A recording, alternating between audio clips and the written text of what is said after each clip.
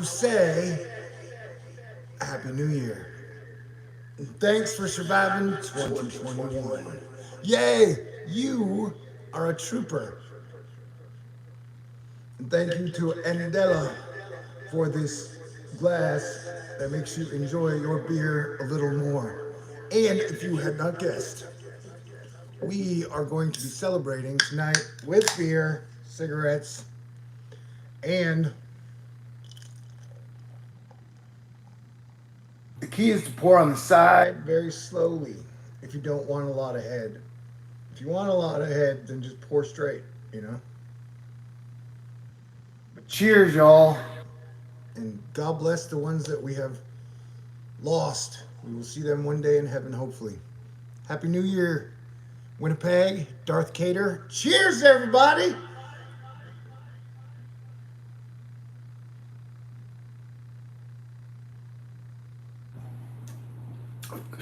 Oh my God, that beer was good. Cheers! Happy New Year, Space River News. You got everybody is awesome. Okay, I have to warn you if you're just joining me, I am on a complete and total high. Happy New Year, Skittles. One, I got new glasses. Happy New Year, Wagon Breath. Cheers to quitting drinking. I'm gonna try to quit sugar here in 2022. We'll see how that goes. But I gotta warn y'all, I've had the best December I've had in like a decade. And so I'm on an emotional high. And thanks to George, I hit my Thor News fundraiser goal on the very last day. Last month it was Susan. I hit the goal on the very last day of the month. So I had a super December. I went on vacation with my mom in Florida. And then I hung out with my family on Christmas Eve, Christmas Day, and then the day after Christmas. And it's 5 days later and no one is sick. And so, I don't know, I've just been happy, grateful, lucky, and blessed. It's been my guess, for a while, love you too, Skittles, that 2020 and 2021 were going to be super horrible years, but then things would start to improve. And so I am very excited to see if that part of all my predictions comes true. To see if things will be better. Remember, a lot of it is perspective and attitude, man. Like, sometimes if the universe is beating your ass down, you gotta say, thank you, God, for this lesson you are teaching me now. And it's times can be hard to be grateful in most troubling times, but I find that helps. And it also helps to be a good person. Happy New Year, last sigil.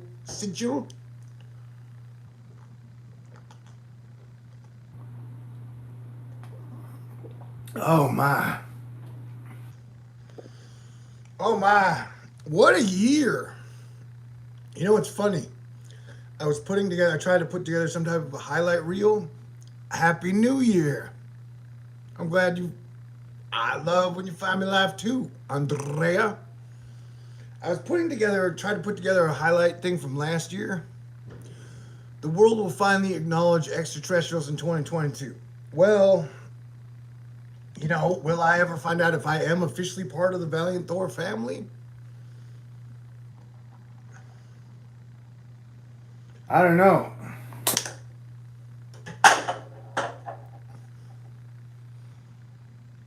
But it's funny you think of that. You said that. Yes, there shall eventually be new Thor News t-shirts, I do believe. I'm going to start getting my shit together in 2022 and acting like an adult. And I'm going to try to finish all those screenplays that I finished on like draft 3 or 4. Oh my God, I am so happy we made it through such a crazy year. Happy Noodles year to you, Mr. Noodles, and the whole Planetary Defense team. And so I returned from vacation with my mother. And when I returned from vacation, I watched The Witcher. And I think the best thing I saw in all of 2021, no disrespect to anyone, was The Witcher Season 1, Episodes 1 through 7. Thank you very much, Andrea. You are amazing. So I don't know if you've seen The Witcher. I recommend episodes 1 through 7. They have a whole second season as well. Didn't live up to the A plus. Then I watched that, and then I watched Don't Look Up. I watched Don't Look Up before I went home for Christmas Eve. And Don't Look Up was, I don't know, a lot of people see it as a metaphor for climate change, and I'm sure that's what it kind of is, but it was very like an Asteroid Fight Club story. Because if you've seen Don't Look Up, plug your ears for like, if you haven't seen it, plug your ears for 2 minutes. Because there's this middle part in the movie where they're like, we formed an asteroid fight club and we are going up to fight the comets and the asteroids. And then the head Silicon Valley king is like, nah, nah, nah, shut Asteroid Fight Club down. We can handle it. And then they don't handle it and everybody dies. All right. But so, I don't, that was so, I told y'all at the point, we tried to put together an all-star Asteroid Fight Club and they shut that shit down fast, man. I really like the book of Boba Fett episode 1 also, except I really wanted them to go into where he's like, hey, I'm the head crime lord now. I really wanted them to go into that. And I'm sure they will over the other episodes. And it kind of happened like I imagined it did as a kid when Boba comes out. Yes, you are, Andrea. Andrea. And so I don't know. I thought I like Boba Fett as well. I just want to see them. I don't know, because the whole thing is like the Star Wars economy is very nebulous. Where you're kind of trying to figure out, okay, but so how does the economy of all this shit really work? And they've never really explained that in any of the Star Warses. And so I think if you're going to delve into the mafia, especially like a Star Wars mafia, you kind of have to know how the economy works. So they got quite a job ahead of them. And you have to remember, ultimately, Star Wars is for kids or teenage or teens. I mean, it's for adults too, as you know. I'm just saying, like they can't be Godfather in it too much. I don't think. But I'm so great that you guys showed up with me on the very last day of December here in Texas. I have 19 minutes left in 2021.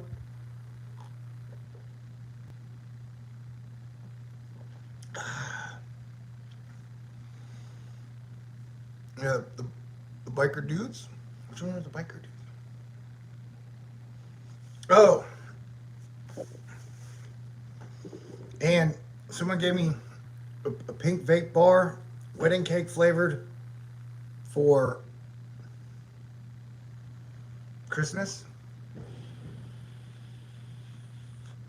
It really tastes like wedding cake. That's so cool, dude. I am vaping wedding cake and drinking super high life right now. But I just want to say that, like, what a crazy year. And do you remember, like, someone mentioned aliens. Do you remember, like, during the pandemic, they were like, oh, yeah. So they kind of said that there were 127 alien encounters that the U.S. military could not explain. Right, Darth Cater?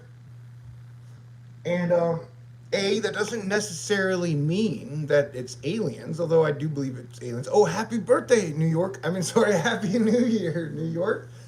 I timed it out, so I took a shower. Republic credits were good in most of the Central Core, but it was the Wild West trading for Jabba and Tatooine that led them to believe. And I don't know, I guess that fits right into the whole like dollar versus cryptocurrency. Happy New Year, Easter. Happy New Year, Alice in Wonderland. And I thought of you a lot. I watched The Matrix Resurrection, and I really liked it. I can understand if people didn't. It had like Jessica Henwick in it. It had Priyanka Jonas in it. It had I Love Trinity. I don't know. It had Christina Ricci.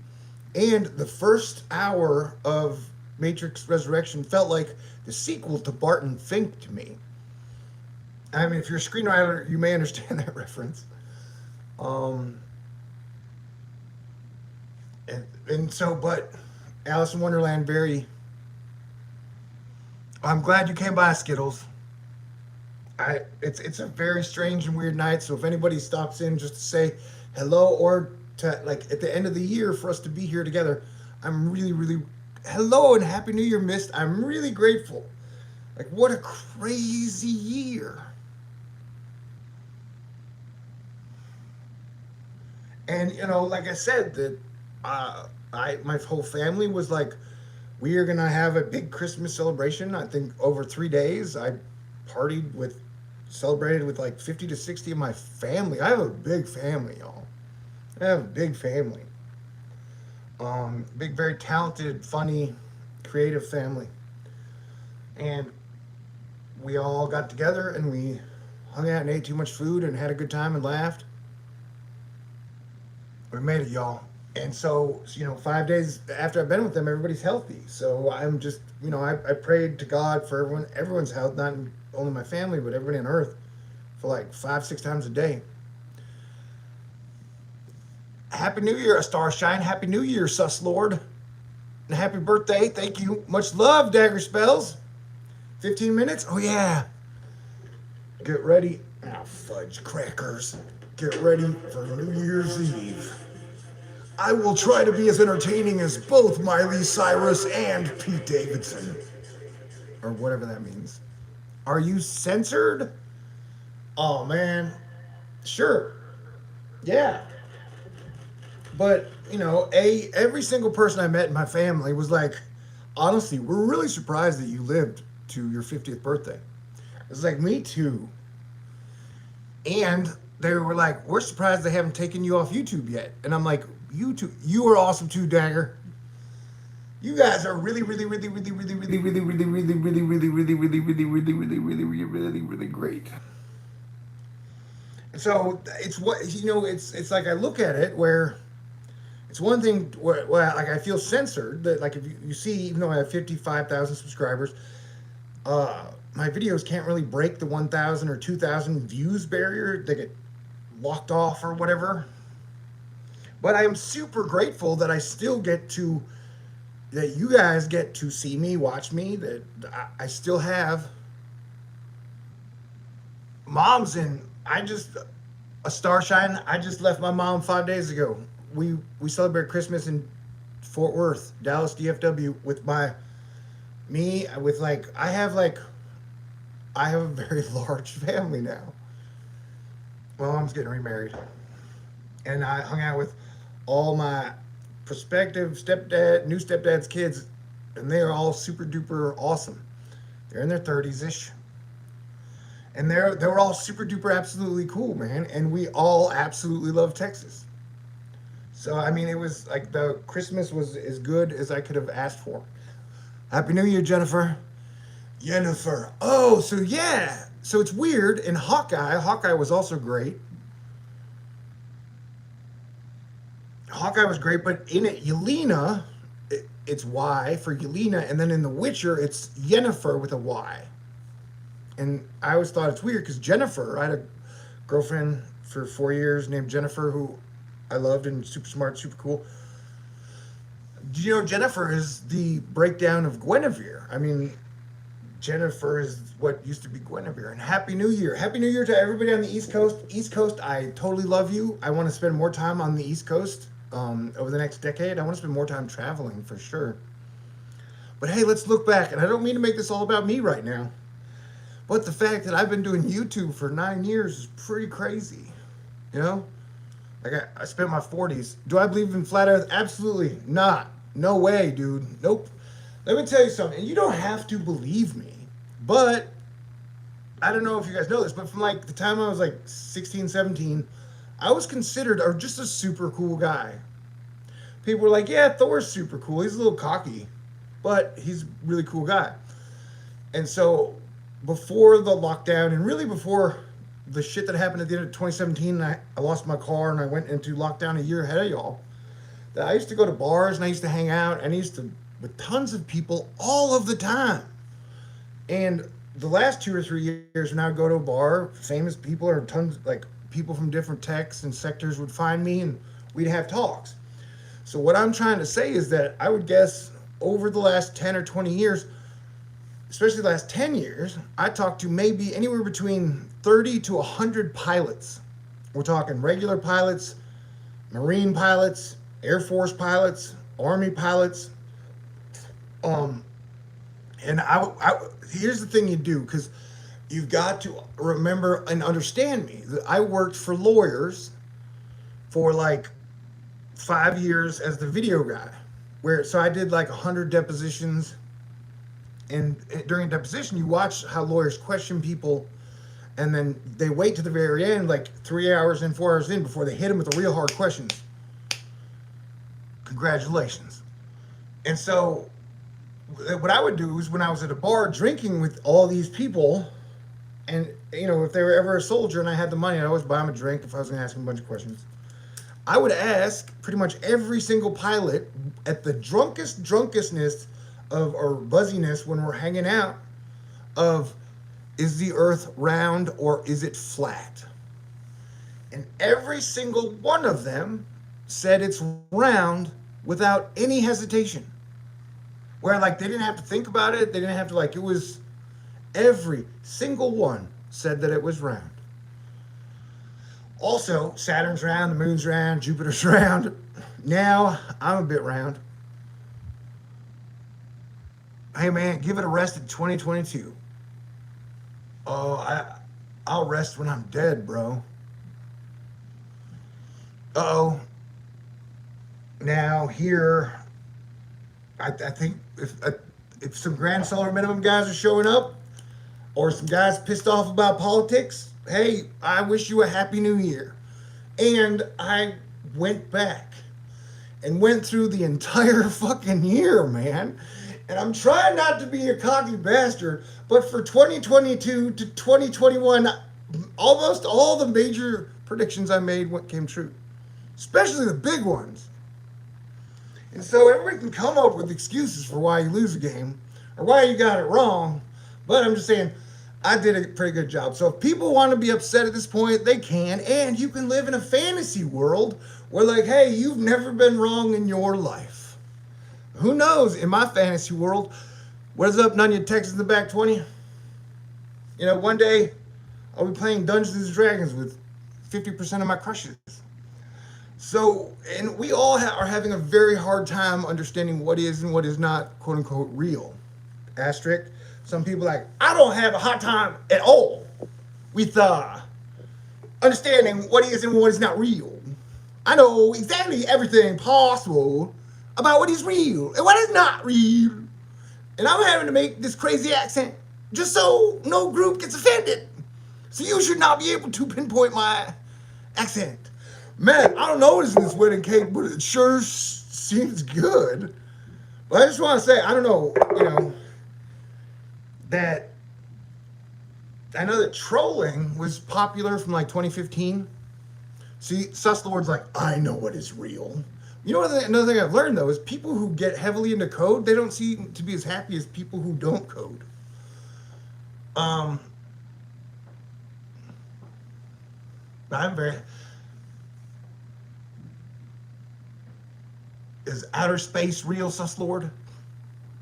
I think it is. I think it's weird though.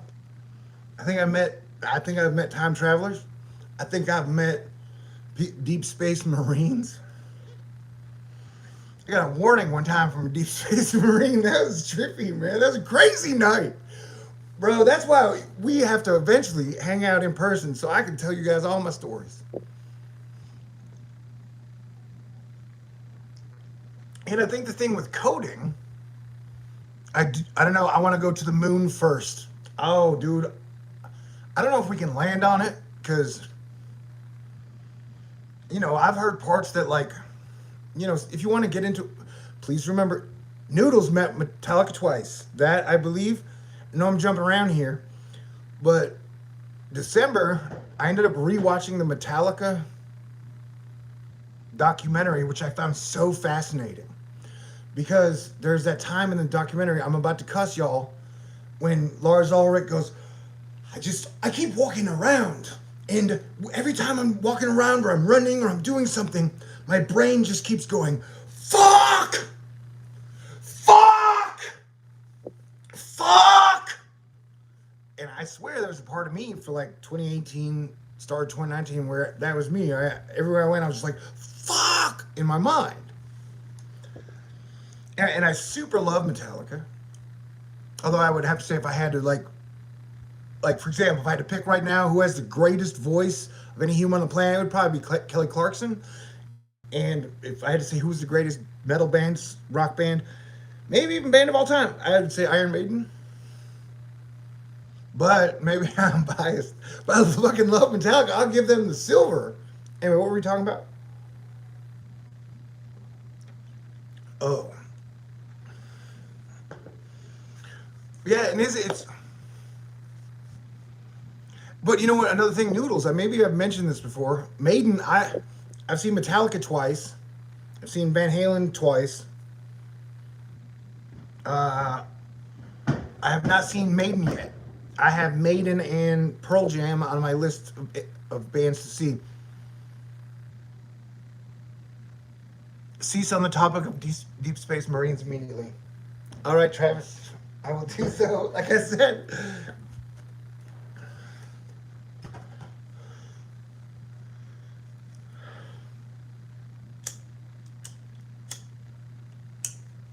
let me say they have two super tough skin, and I respect them immensely. Oh, okay, but what we're talking about the moon, like I have heard rumors that they're like the microbes, like the dust on the moon is alive and mean. You know, all the different things of why we haven't gone back to the moon. So some of the rumors that may or may not ring true. Hold on a second. All right.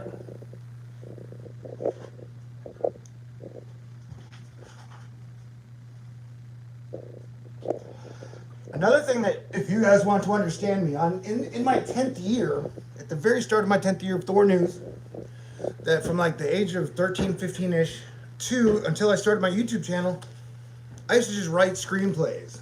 Here's a screenplay I wrote called Ace River. It's thick. Here's a screenplay I wrote called Killer GPA. It's thick. Technically, I wrote this in the mid-90s. Hollywood stole it from me and made it into the movie Dead Man on Campus. True fucking story. We can talk about that some other time.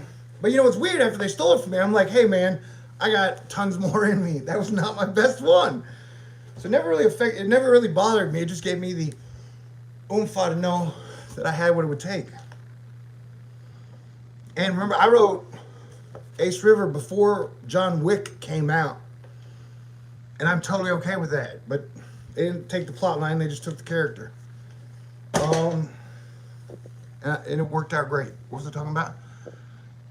Oh, so from like 15 to 41, I wrote like 3 to 5 screenplay pages a day. I just wrote movies because that's how my brain thought. My brain thinks in pictures.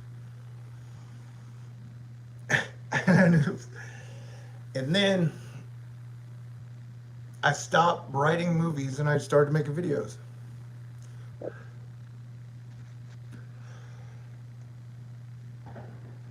Supposedly, Andrea said, what does that mean? Supposedly, Deep Space Marines and Valiant Thor are very complex subjects, or very. And as your planetary defense commander, I want to say that I'm grateful. Dude, I seriously, bro. When I got to go to NASA on the Super Bowl lie, Happy New Year, JAP. We got 2 minutes. We got two, and my mom gave me like a bunch of half bottles of liquor. My mom is awesome, bro. Like, I am the son of my mother for sure. And my whole family is great. Been in my damn foxhole for so long, trying to do my best job. You know, we all went a little crazy. So Sus Lord may be like, hey, I know exactly what's real, but I just want to remind you, Sus Lord, we all, from 2015 to 2021, we all went a little crazy at some point. Where like we had a hard time. Remember that time when I was like, I can't tell, I think Taylor Swift may be Grimes. But then Elon brought out his kid, and his kid had Grimes' nose, so unless they were like deep faking his child's nose during some basic interview, then that would be my theory that Taylor was Grimes also was wrong. And so then I fucked that up. But there was a part where I was convinced it was real. They were the same person. Congrats all for surviving every fucking thing we've been through. And, dude, I'm going to remain the optimist. If nobody minds, like, if you have a Dungeons and Dragons party, Happy New Year's. And if you have, dude, it's always good to have the optimist around. And that's me, you know? Or, I mean, it's a lot of us.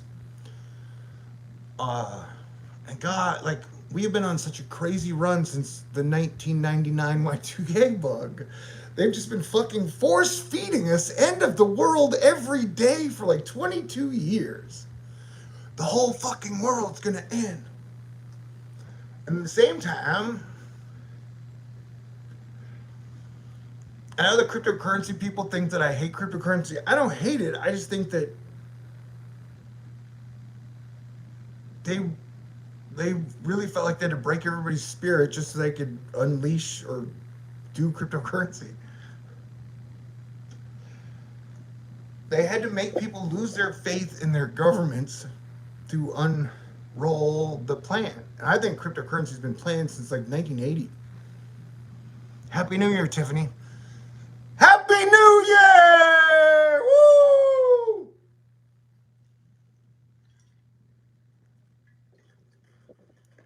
Happy New Year. Happy New Year. Whoa! And that's the thing about alcohol is when you take a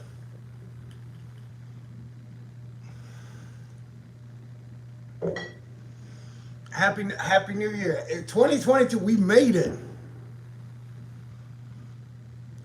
Like we made it. All right, now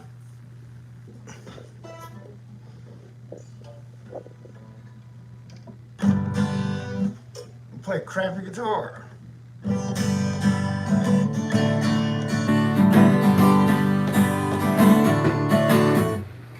They said we were going to die.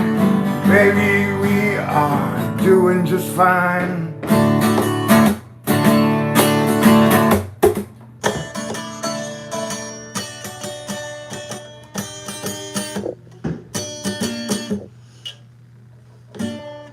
What the heck?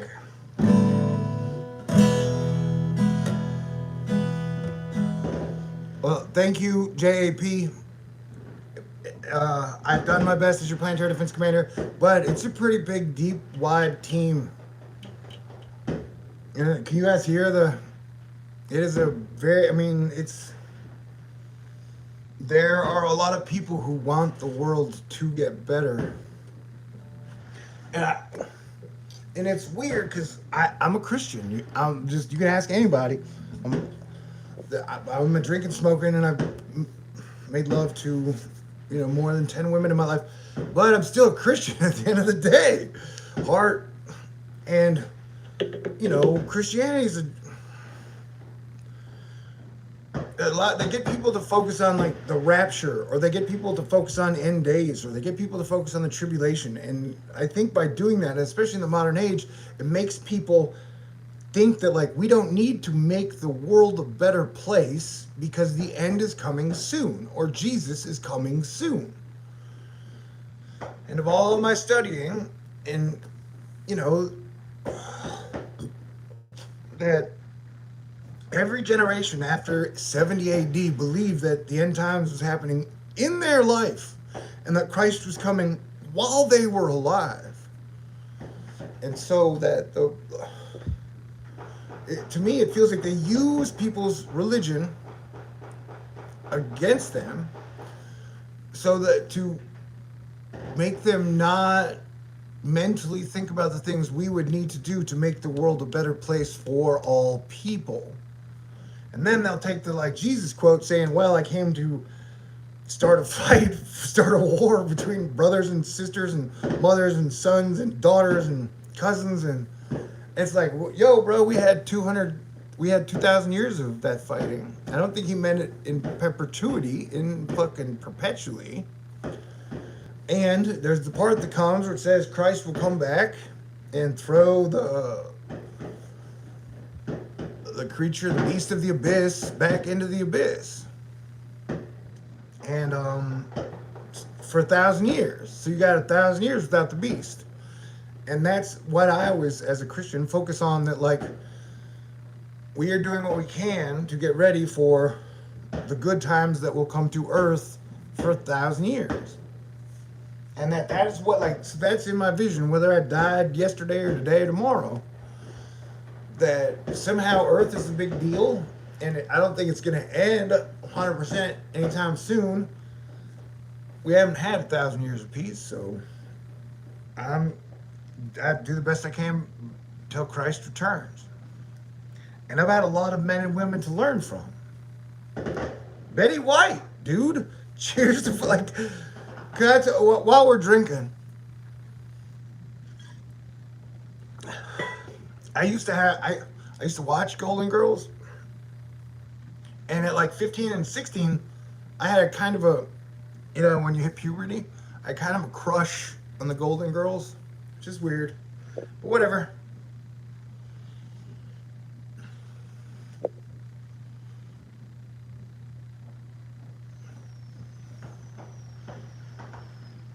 I remember like 16 being like, what if I hung out with the Golden Girls for like a whole weekend, and they spent the whole weekend pleasing me? They're older women, they know what they're doing.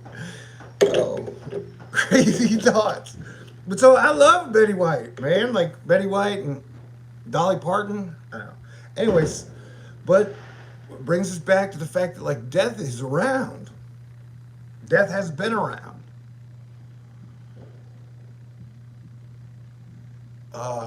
And it goes back to when my dad died in 2006. I freaked out and went a little more until I got to save the world mentality. And then when my stepdad died in 2018, I definitely went into like, I've lost my mind. I got to save the world now mentality. Um, what was I talking about? Oh yeah, but so that I don't know that I've been on death alert since 2018, and a lot of death has really been just flying by us all. Happy New Year, Susan. Happy New Year to the West Coast. West Coast has not had theirs yet. But so it's, I don't know, but when Betty White died, I was just, to think about living to be 99, that's such a wild idea. And think about all the rockets that we've seen this year. Remember how I said at the end of 2020 at the Jupiter, it was so crazy that Jupiter and Saturn came together to leave Capricorn and cross into tropical Aquarius at the same time. That was such a big deal. And that represented like a 400-year shift, 200-year shift out of Earth signs, 200 years, where Earth is like building houses, building roads. And then you go into air signs, which is like rockets in outer space. I'm definitely addicted to the coolness and the happiness and having fun and great conversation. Um, and so we've seen like all these rockets fire up. Okay, let me tell you a little story that my mom got mad at me one night because I stayed up. I walked 13 miles just to prove that like I could break my own record. And then I walked 13.1 miles in Florida. And so I was like, yeah, I'm fat, but I can still do it if I need to. And so that night I was so energetically charged, I couldn't sleep till the morning. And my mom does not like me when I don't sleep at night. And because you've got a lot of energy all built up and somebody wakes up and you're like, hey, how are you doing? Anyway, what was I talking about? Oh. And so when I came home for Christmas, when they were going to launch the James Webb Space Telescope, I was awake at like 2 a.m. And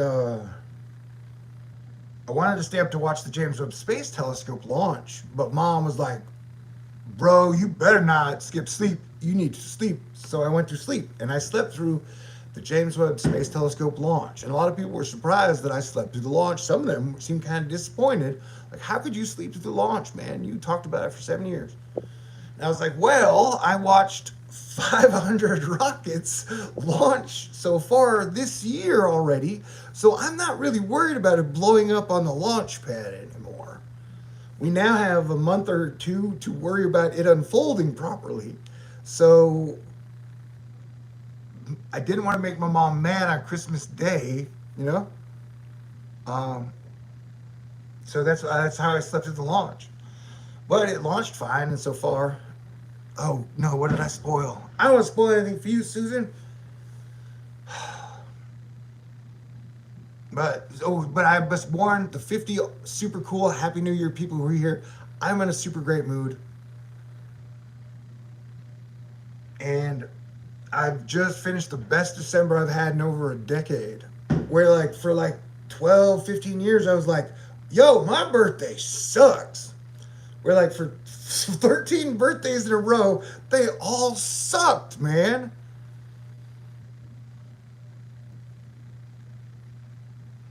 And so like I had a that whole birth like I had an entire birthday week that was fantastic. What is the artwork on the wall? Well, this is female Boba Fett or Mandalorian, which a very nice woman sent me. This is Hagrid. Uh, when I talk about, I've been in a band for like 11 years with one of my brothers. He's not a real brother. We're brothers from another mother. His mom was one of the coolest women I've ever met. She was hilarious. She passed away at the end of 2017. She's one of the coolest women I've ever known. Technically, one of the ideas I have is about sitcom based on her, me, and her son, because we were all so hilarious together. And she one of the things she did is she, like in 2016, she colored the Hagrid, the like coloring Hagrid. She colored the whole thing and gave it to me. And so that's from Phyllis. And this is from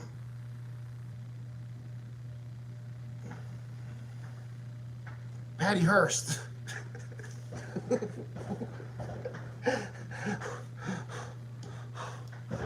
Thank you. Thank you. Person who that. And this is someone sent me the X for the X-Men. Um, Someone gave me the hammer, and I think I've had that. I found this in my mom's ranch. This old Batman toothbrush holder I had.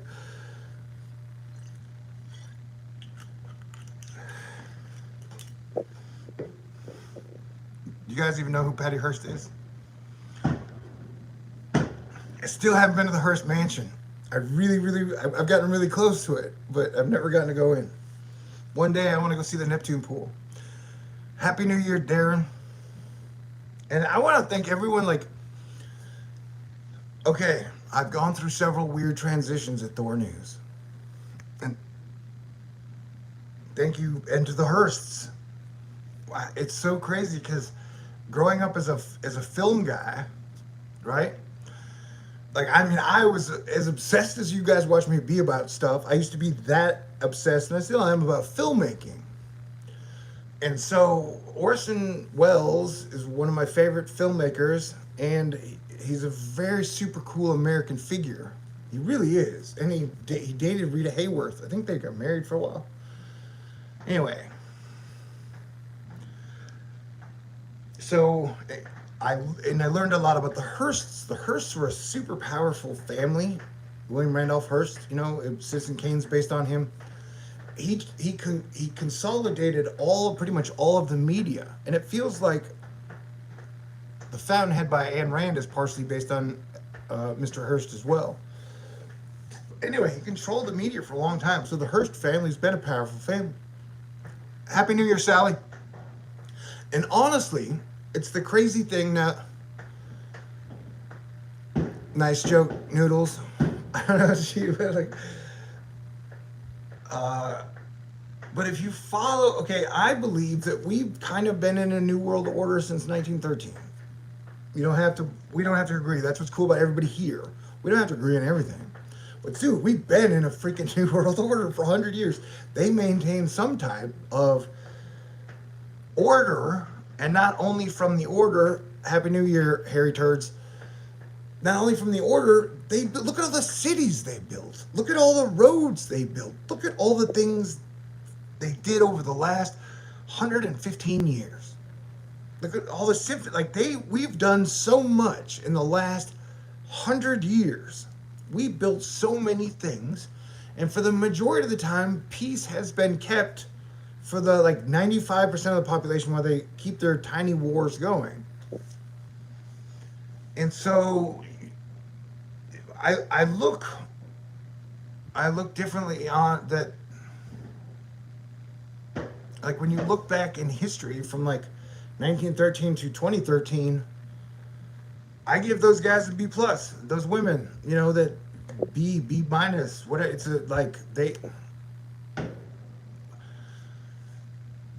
how do I have so many feelings with here you all right now. They're like, I don't know. Remember, I'm 50, and I'm part of the like. You want mentors. You want to have your Jedi. You want people who know shit, who are talented, to teach you the ways. I loved my dad. I loved my stepdad, my mom, like all the people I know who've been in all these fields that have taught me so much. That even though I may get arrogant, cocky times, that I've been so lucky and so gifted to know so many cool people who are willing to teach. And something happened when in around 2013, 2015, to where, like, look at what I have done in the truth community and with the weather and with space weather, and that there were only a few of us at the very start. There were a tiny handful of us who started. And instead of being like, for example, Dave Grohl, where like every drummer should be like, oh my God, thank you, Dave Grohl. John Bonham, thank you so much. You know, that like I learned from you. That something in 2013 happened to where you never give the people who taught you credit, and you take all the credit for your fucking self, and that you never acknowledge anyone else talented out there. I mean, that's what it's felt like to me, that there's no, you don't thank the people who came before you. You don't even acknowledge them, and then just say, hey, I did all this shit myself, which is totally counterintuitive to how I operate me. At times I may be an egotistical asshole, but that is not like me. That it's like I feel like that's the front of the shield when I'm bashing you in the face. Thank you so much, Susan, and thank you to the West Coast. You know, and it's really weird about, I don't know, I remember like 2017, 2018, 2019, when everyone used to just love to bash California. And like any state, it's got its flaws, but there are tons and tons and tons and tons and tons of wonderful people in every single state in the United States of America, and in every country, really. When I drove from freaking Florida to here and back, I always get amazed at the population. Like, there are so many people on this planet. Happy New Year, Blake Lee. Happy New Year, y'all. I'm so grateful. And remember, this is the year I predicted that this shit will go away in spring.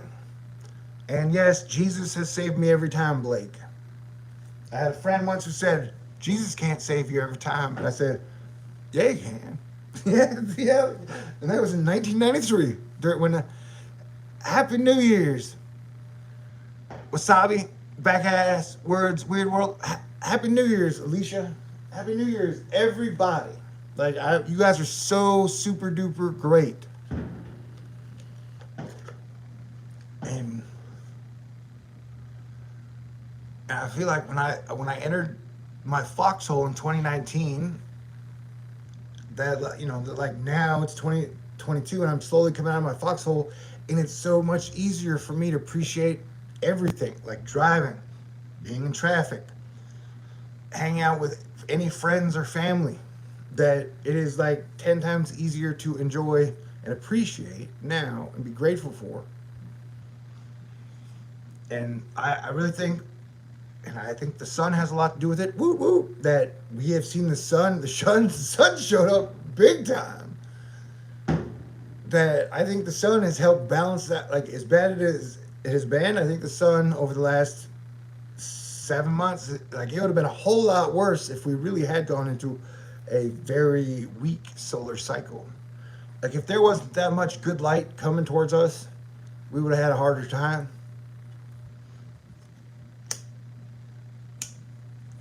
I mean, just think about it, like in a film sense. Like when I was on the road to go see my mama, there were like no sunspots on the sun, I don't think.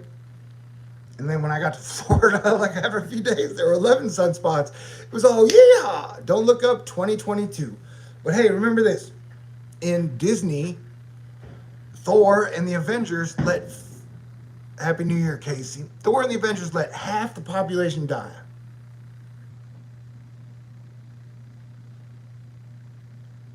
Nice one, Susan. In Don't Look Up, Everyone died. And we are still here. Happy New Year, White Tiger. Happy New Year. And half the population has not died yet. And everyone has not died yet. And that even though they shut down All Star Asteroid Fight Club, and you guys are all stars, man, that that is not the final, that ain't the final shit yet. So I'm gonna continue to be an optimist.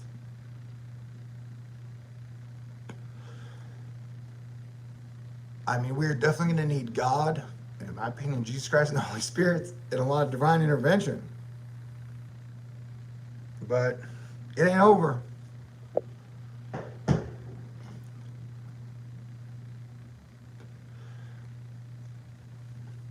Yeah, like I said, everybody, I think we are heading, things will continue to improve until 2029.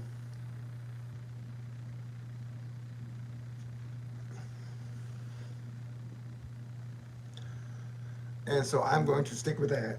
And please remember that this is what I was trying to mention earlier, that so when I started Planetary Defense Commander, Barack Obama was president, and sometimes I criticized him, but overall I give him a B plus job. You can get mad at me if you want, but I don't give a shit. Go ahead and retrospect give Trump C plus job, and I'm like I've said, I'm probably not gonna rank Biden until the end of his first year. But what I'm saying is, so I started out criticizing some Obama, even though I voted for him in the why I first started Planetary Defense Commander, and then we had Trump, and I didn't even really give Trump any shit at all until the Paradise Fire, and then after the Paradise Fire, I was like, what the fuck, dude? And then when he kept saying the virus would disappear, I was like, oh, good, dude, you're done. Anywho, but I'm just saying that through all these things that like when all the people who like me for criticizing Obama were jolted when I started to criticize Trump. Like it's been a weird where people get mad at me and then people don't get mad at me, and then like about the virus and about the vaccines, like it's been a weird journey, but I've always been me. And so I am super grateful for anyone that has been with me, and I respect your right to have your own belief or opinion about anything that is on this earth.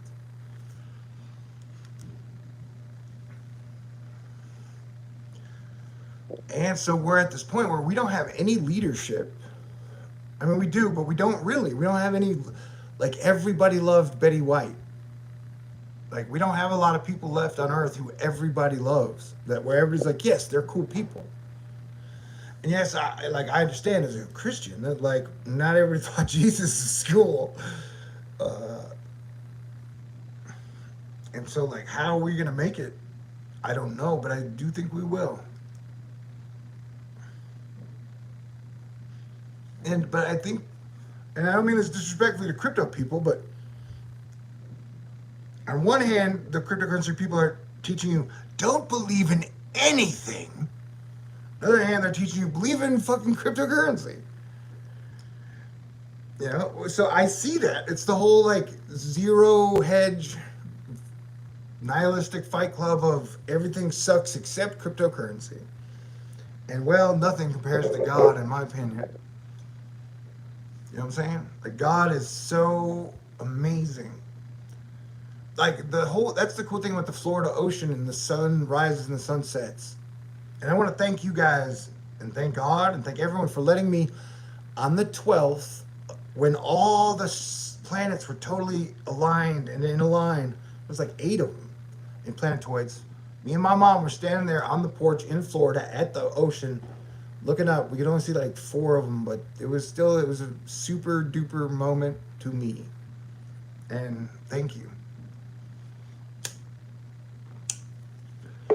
And that's why I believe in the great book that like, because like think of it, like everybody, whether it be like the Middle East where they're all fighting over this one little area of land, or Russia and Ukraine, or China and Taiwan, or the United States of America and wherever there was oil, that it's all this weird war shit. And so to me, the godliness is that at a point where humanity can get to, and they're not dehumanizing everyone for economic wars. And it's possible to where we just stop, where like people don't freak the fuck out that like, okay, we figured out a way that everybody can have food, and no matter what, every day there'll be food around where everybody on the planet is fed every single day. And like we've reached the technology and the civilization point to where we have the means to feed every single human being on the planet every single day, and that's just the way it is, and that is okay.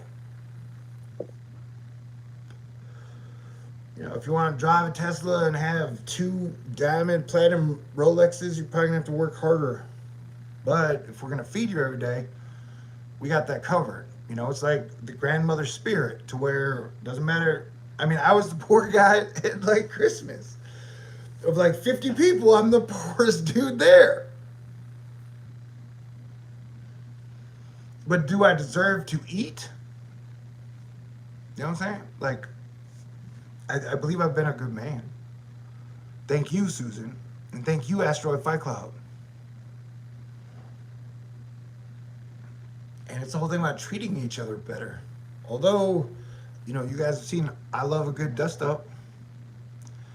Keep shining. And what was neat to me that like if you look at the Diwali, which I think is one of the religions, the Diwali festival is a festival of light, and it's about light triumphing over darkness. To me as a Christian, I think the story of Jesus Christ is about light triumphing over darkness, and Kwanzaa is about the light pretty much triumphing over darkness.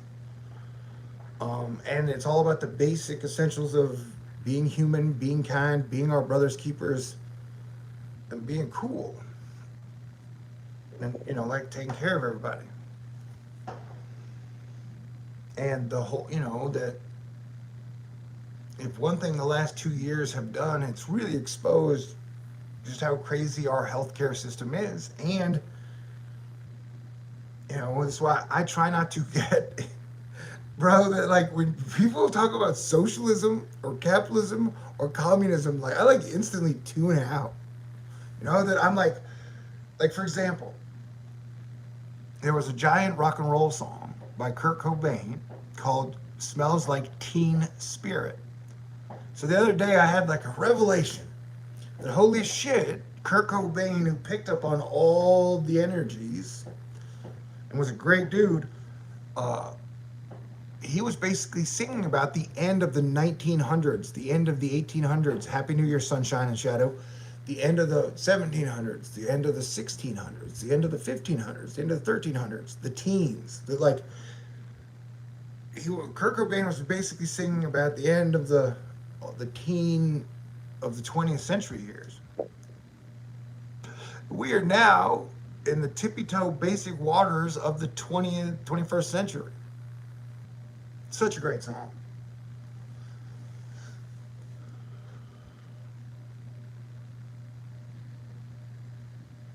And I don't think we've had a chance to wrap our mind around the fact that, and it's like the Matrix, like we have stepped into the living/digital age. It's like that line in Don't Look Up that really made me, that was such a great line when Leonardo DiCaprio goes, "Didn't we have it all?" And it was prefaced by how much of a coffee aficionado he had become, that like, if you wanted to totally nerd out to make yourself and your family the best coffee ever, we had the means to, you could become the ultimate coffee nerd. That like we had, thank you, Nancy. You guys are so great. Thank you. And so, thank you. And so it's this whole thing, like we have it all. We have like anything we can imagine. We have it all. Look up.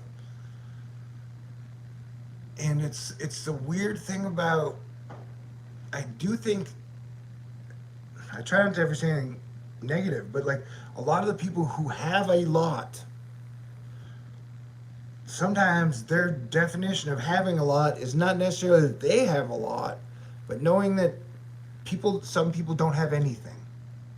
So it's not just them having a lot, but they also draw some happiness from there being a lot of homeless, from there being a lot of people in pain, from there being like, that's the fucking weird shit, you know? That like, I don't know how to change. Because one of the crazy things, like, I don't have health insurance. I don't think I've ever had health insurance since college. So I have been going off faith. That's what like when I talk about my faith. That like, yo, bro, I have existed the last 30 years without fucking health insurance, and and so it's where I like. At the end of the day, should we pay everyone? Absolutely. I mean, should we feed everyone? Absolutely. Should we give everyone health insurance? Absolutely. The very basics for every single human being that's on this planet. Like that, there's no doubt in my mind. And I know they got tons of armies of people that are paid lots of money to fucking talk differently than what I say. But if you want to scrape it down to the fact that, man, should we feed everybody every day the minimum? Absolutely, without a doubt. I'm not saying hand everybody a lobster and a fucking mushroom, onion, Swiss cheeseburger and hummus for lunch, but give everyone the basics, the very basic needs of humanity. And then, anyway, so we are in the giant transition phase, and we have had lots of cautionary tales. Game of Thrones to me was a cautionary tale about when you have all these families and groups trying to figure out the future, like how are we going to do it? Don't Look Up is a cautionary tale of like, if you have the different groups trying to milk every single thing for as much profit as possible,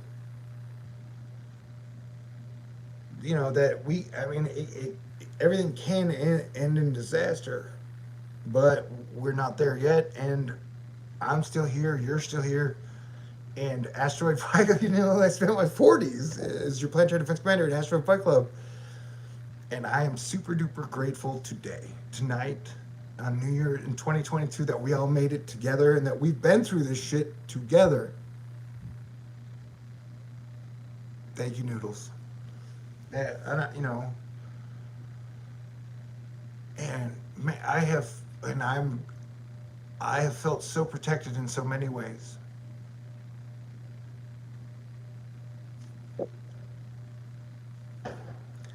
And technology, I can't tell. I mean, I'm about to vape wedding cake. Could you focus on that? So I've never been married.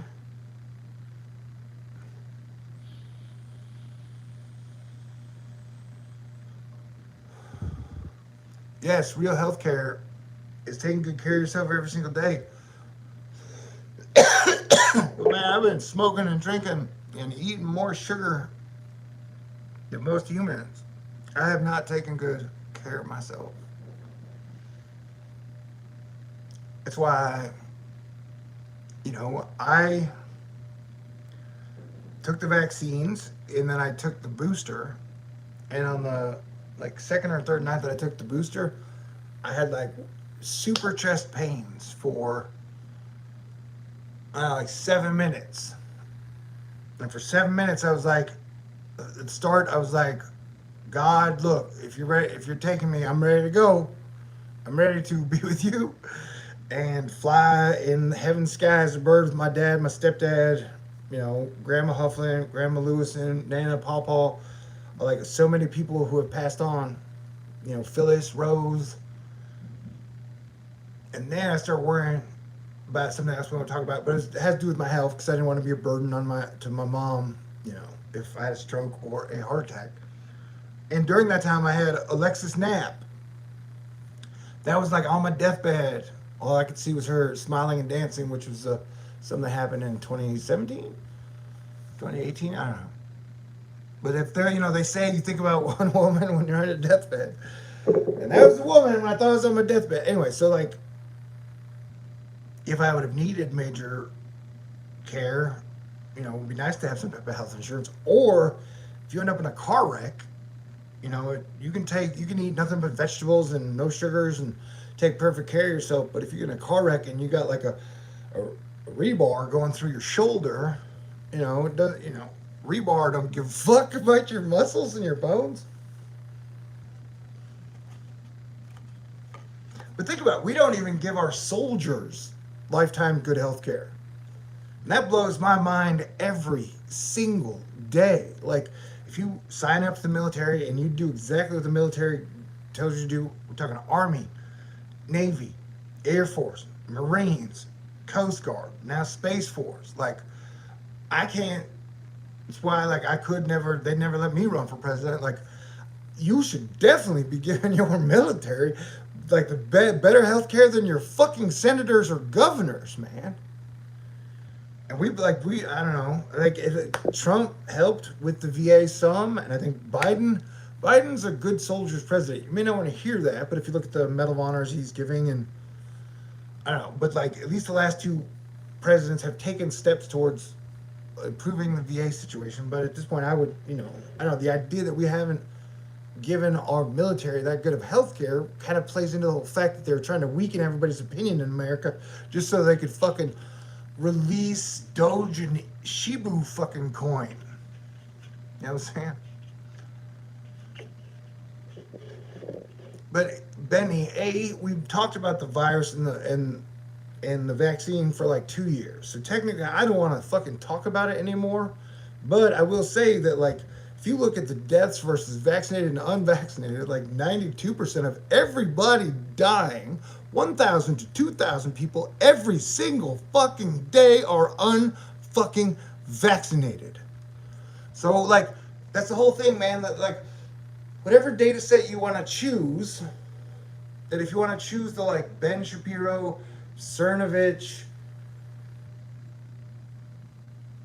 Jack Pobieski, the whole solar minimum, mini ice age guy, like, it's all, they will point you towards either the, like, 7,000 people who have died from the vaccine. And look, anytime you inject yourself with a vaccine, some people are absolutely going to have fucking allergic reactions. But me trying to stay in the fucking middle, and we're talking, like, you don't just watch the United States of America, man. You watch every single country on the fucking planet. And one is hospitalizations, and two is deaths. And so, like, I can't even, like, I don't know what the fuck y'all watched, but one of the freakiest parts of the year was when they were stacking, like, lumber on the stock market was, like, at its all-time peak in the world on the American Stock Exchange. Wood, and everybody I know was like, my house is really expensive to build because the wood is so fucking expensive.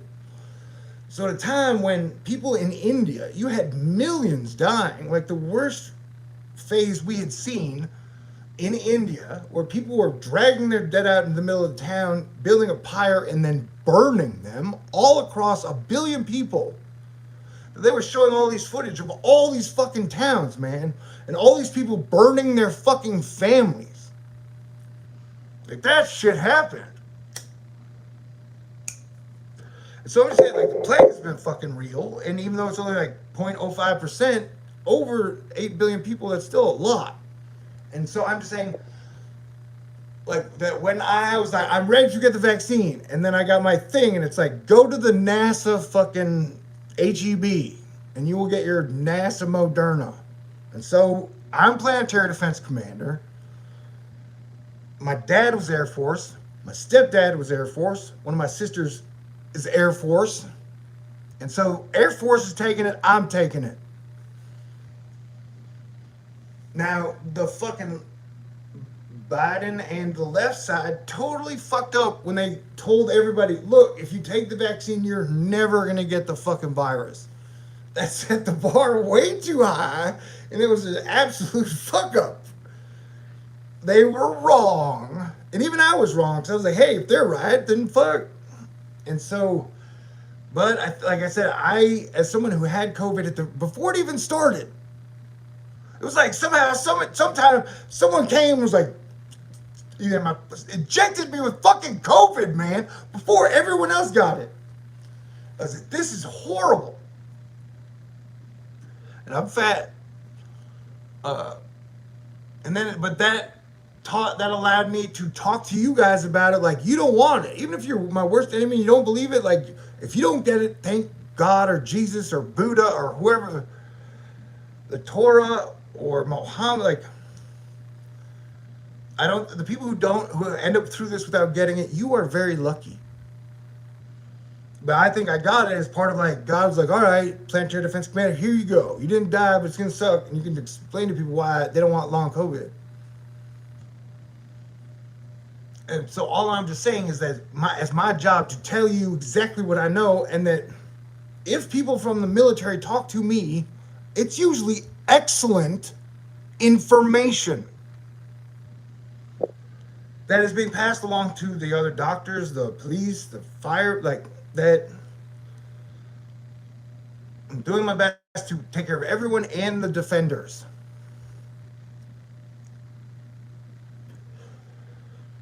And so I'm just saying, I don't, like, at no point have I seen any negative things come from the vaccine. For me, the Moderna. And definitely, like I'm saying, you got a spreadsheet of all these vaccines and who did the best. And for like a year, Moderna keeps kicking everyone's fucking ass. It's not exactly something they tell everyone. And on the same thing, that if you acknowledge that it's real and that vaccines do help, the fact that they've had like 12 of them, and they won't say, oh, by the way, everyone, this one is the best. Somehow, I luckily, magically got the best one.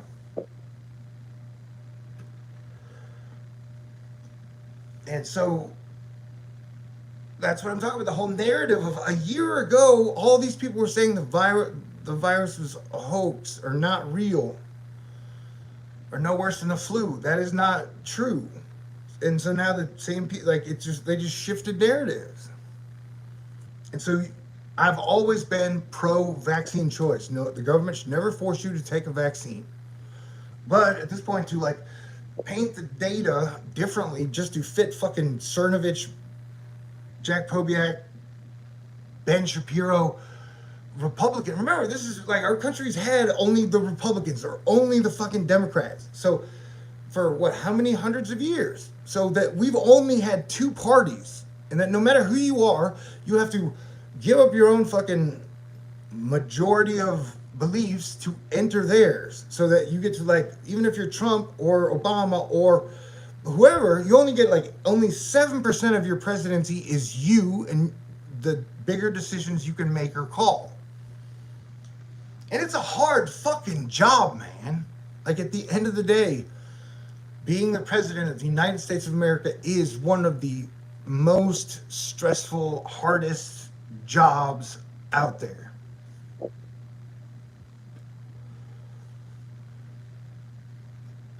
Happy New Year.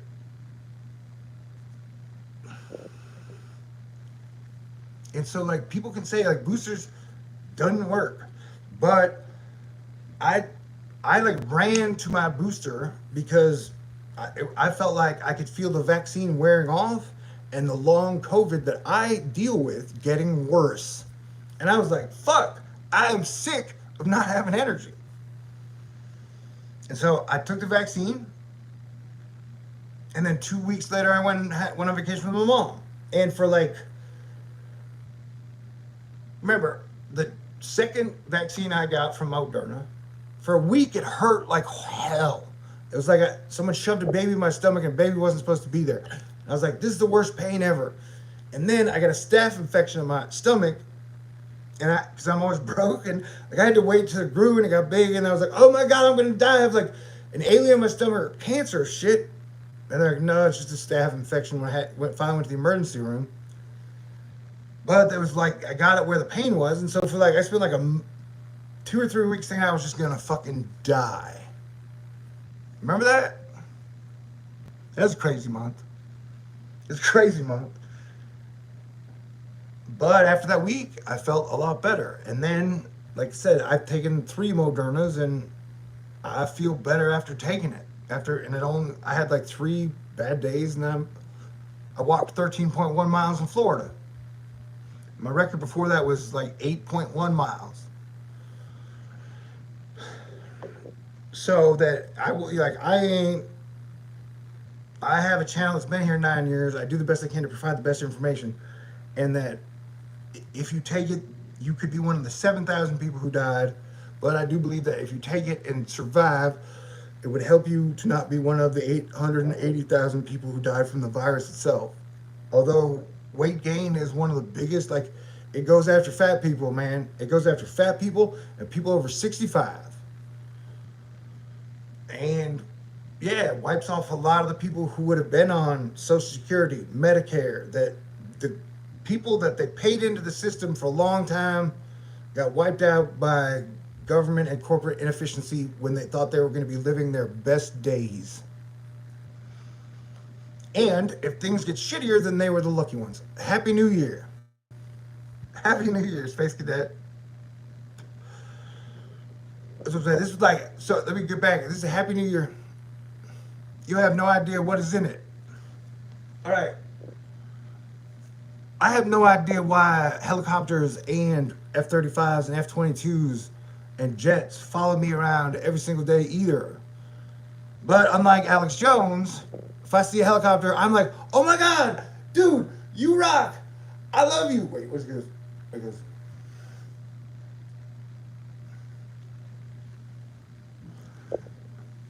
Happy New Year's, happy Thanksgiving, happy Christmas, happy Kwanzaa, happy Hanukkah, happy Thanksgiving, happy New Year to the flying machines that go by me.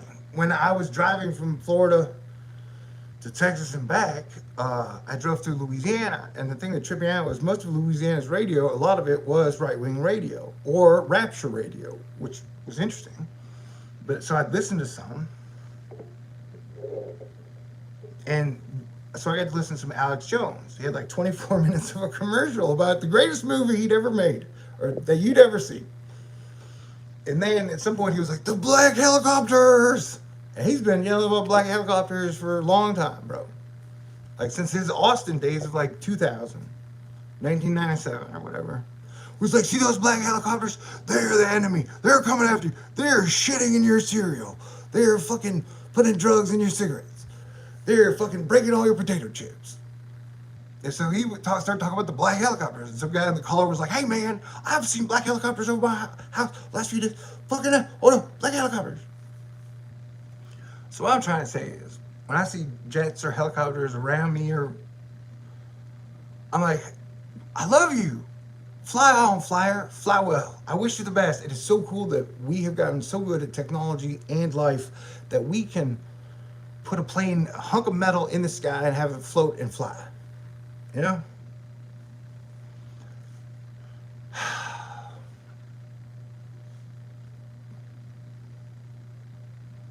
And so, like, yeah, I'm trying to respect everybody's opinion, right to have it, but I'm set in my ways and old, and I am grateful that I've taken the shit for now.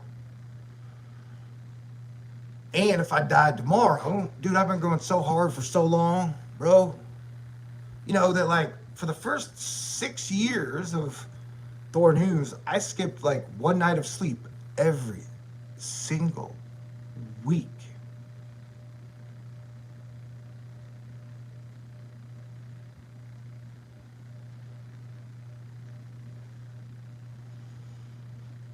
Like editing a video for 10 to 20, 30 hours to me used to be the funnest thing in the world. So I was happy. I'd spend my whole life writing screenplays, and then at some point the technology got so good I could make whatever video, little mini movie I ever wanted, that I could compete with every filmmaker out there on my own every day. I had my own channel. And so, like, I spent a couple years trying to prove that I was the best video maker on the planet. I think I did okay. Like, if you put a scoreboard up for over the last 10 years, I did fine. Love you, Blake.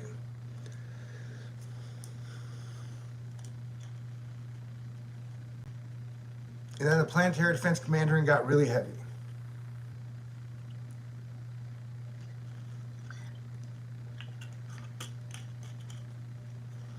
Aye, pirates.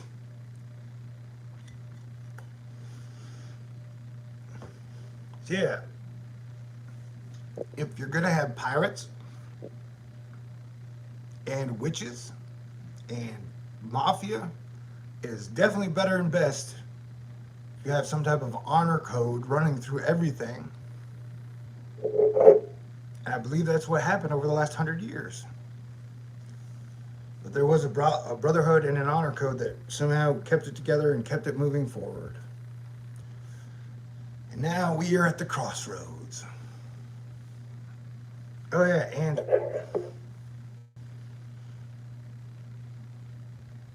that we have to visualize and live our own future. Cheers, TK. What are Lucky Charms made of? I don't know. See, I think our brains have been retrained to always think negative. So if I wanted to think in the negative version, it seems like almost all of the foods that we grew up with, even like the McDonald's hamburgers, like at some point they changed everything. Thank you, sunshine, and Happy New Year. And I put everything into my weather reports. And that, I mean, this was so crazy, man, that right now corporatism has us so divided that we can't even agree that, like, yeah, Earth should have its own planetary defense group that makes sure everyone on the planet has basic rights and is fed every day and not tortured, beaten, abused, raped, molested. That, like, you have some type of super cool group that keeps basic human civilization order. And so, because we were in a corporate system that isn't far from the, like, Mayan Aztecs sacrificed a bunch of people shit, that, like, we have whack-a-mole, musical chair volcanoes happening now. That, like, we're in the phase of, for whatever reason, they have not spent a lot of public time, public sciencing, public money, a lot of public energy on volcano and earthquake science. But for whatever reason, all the money that mankind has spent in the last 50, 60 years has not been spent a lot on what causes earthquakes, what causes volcanoes, what is all this shit doing that it's just not something anybody talks about. So if you get, we do our best, and I say thanks again to Dutch Sense. Um, we do our best to try and figure it out and give people some type of heads up. Uh, and it's just that you got volcanoes popping like crazy, and we've seen in 2021 that, like, where they just pop out of the fucking ocean. All of a sudden, yeah, dude, that volcano is popping off. I'm gonna go smoke weed and drink whiskey for the next 3 hours because the volcano is just shooting straight out of. Remember in the middle of July when there was like 5 days where the ocean kept caught on fire in a bunch of places, and it looked like a volcano was just shooting out.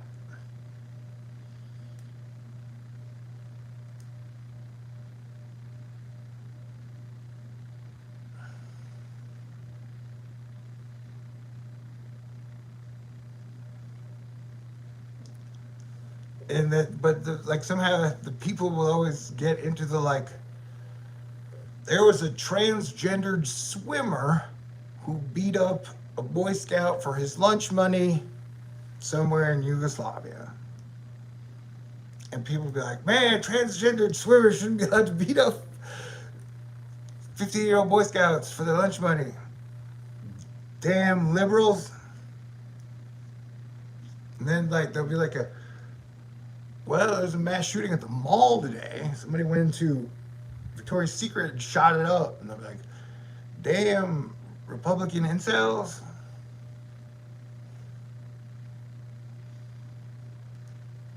And I still think the best way to decrease shootings is to stop dehumanizing and hating everybody. You know what I'm saying? I might be drunk.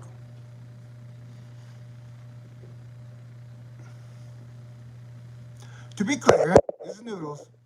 To be clear, society has always been a test of how small your currency base could be.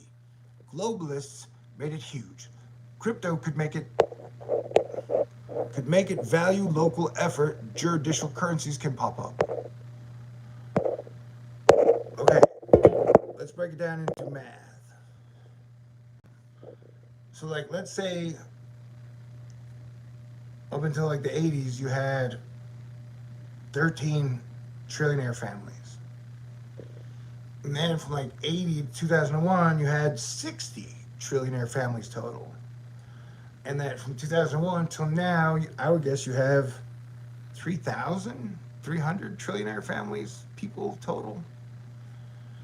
So that you have a subset of royalty, monetary and power, actual royalty. And so it becomes like the scale up, scale down problem with humanity, of that it's going to scale one way or the other, civilization. And that a lot of people will weave tales or have plans where they're like, oh, we can scale that, like we can scale down, and then you don't seem to have as many people being like, hey, let's get ready to scale up. But that's kind of what the grand transition is, that we've hit this digital transformation peak, and for like 8 years, it feels like 13 years, they've been able to control the people through the like digitalness, that when the movies came out, and like let's say when they became big in the 1915 1920s, people, like it was like super magic to them, that like people looked at the early movies like super magic, that almost like these were messages from heaven.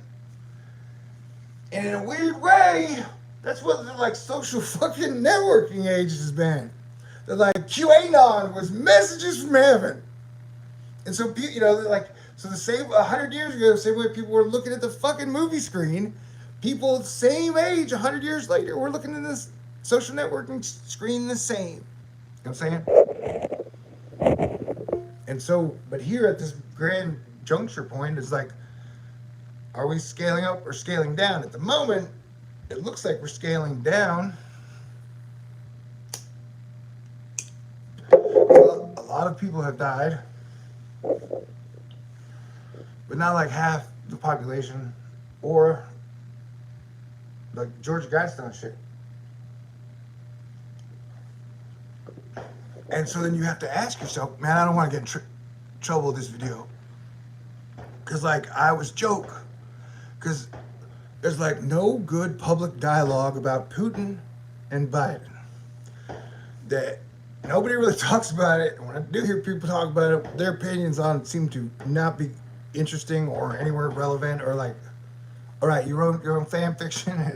It did not interest me. Because the other day, so, because there's a thing, and I talk to y'all about it all the time. The USA, Russia, China, now Elon Musk, and then all of crypto Silicon Valley, and you have the Middle East with Iran, and that's a lot. That goes back into the power groups when I was talking to you, like if you had your 13, and then you had your 60, and you had your 300 or 3,000.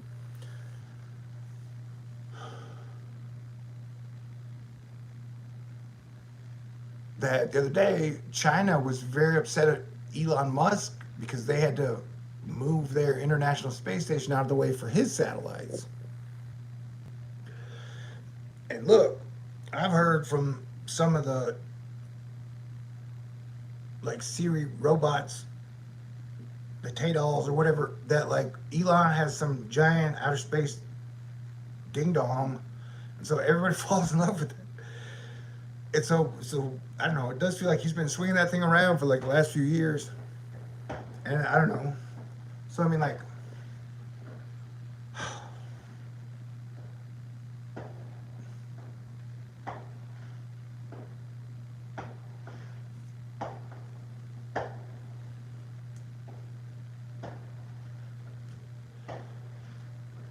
and so it's crazy. A year ago, 1 year ago, Happy New Year, I was like, yo, bros, avoid Civil War, avoid World War III.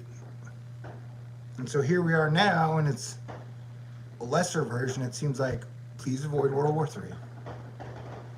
Please avoid Civil War. Um, Remember, I live in Texas.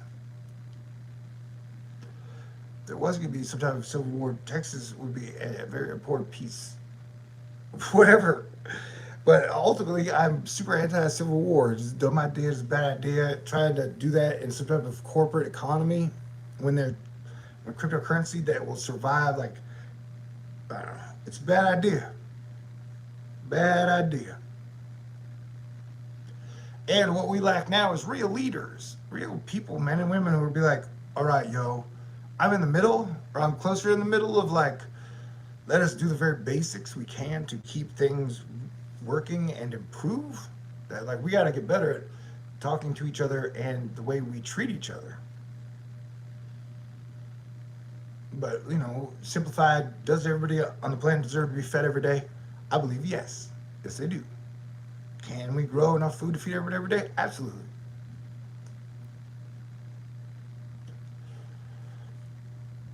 So it's a weird version of like Darwinism versus Christianity and all the religions.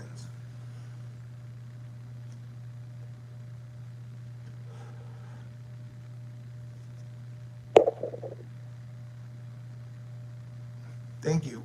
Happy New Year, Colleen. And yeah, I try not to sugarcoat, but I'm definitely super duper optimistic that uh, I am me, Leonardo DiCaprio, Elon Musk, and Larry Page are the same age.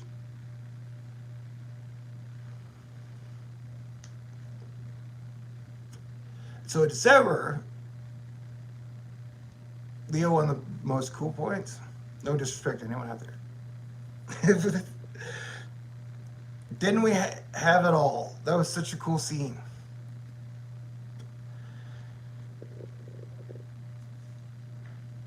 Oh man.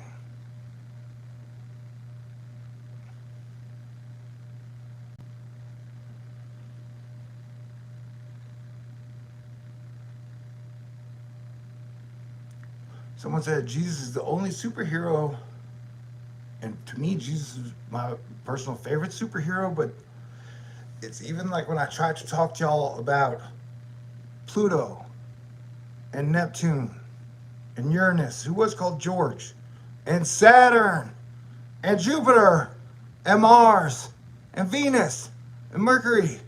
They were there before Jesus, so that they coexist in a super cool way. That, in my opinion, that so that like I don't know that there have still been other heroes throughout time.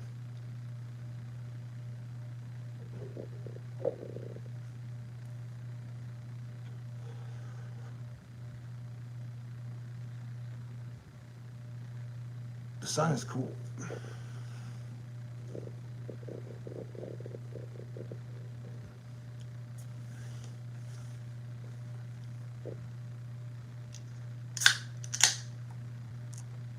That's when we get back into Christianity, where all Christians have different opinions on different things.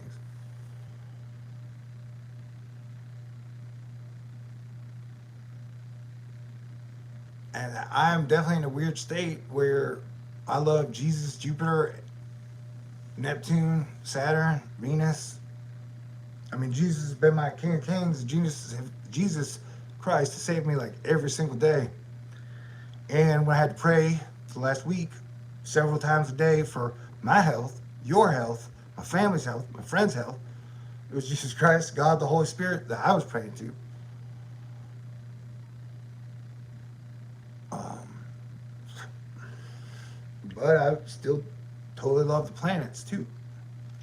And there are a lot of super cool people out there. Okay, so and one of the cool moments, I was there on Christmas Eve, and with the family, and We all celebrated, and then at some point, at like 9 or 10, a lot of people were leaving it, and mom was like, "We're going to the church midnight ceremony for Christmas Eve," which I usually would go with her. But my brother was like, "Hey, hang back and let us hang out," and I was like, "Okay." So I hung back with some of the family and had a great time. Uh, and my mom went to this church service, and I love that Christmas Eve church service because they light the one candle, and then from the one candle they light everybody's candle, and usually during that they sing Silent Night. And so I don't know. To me, Jesus is very positive.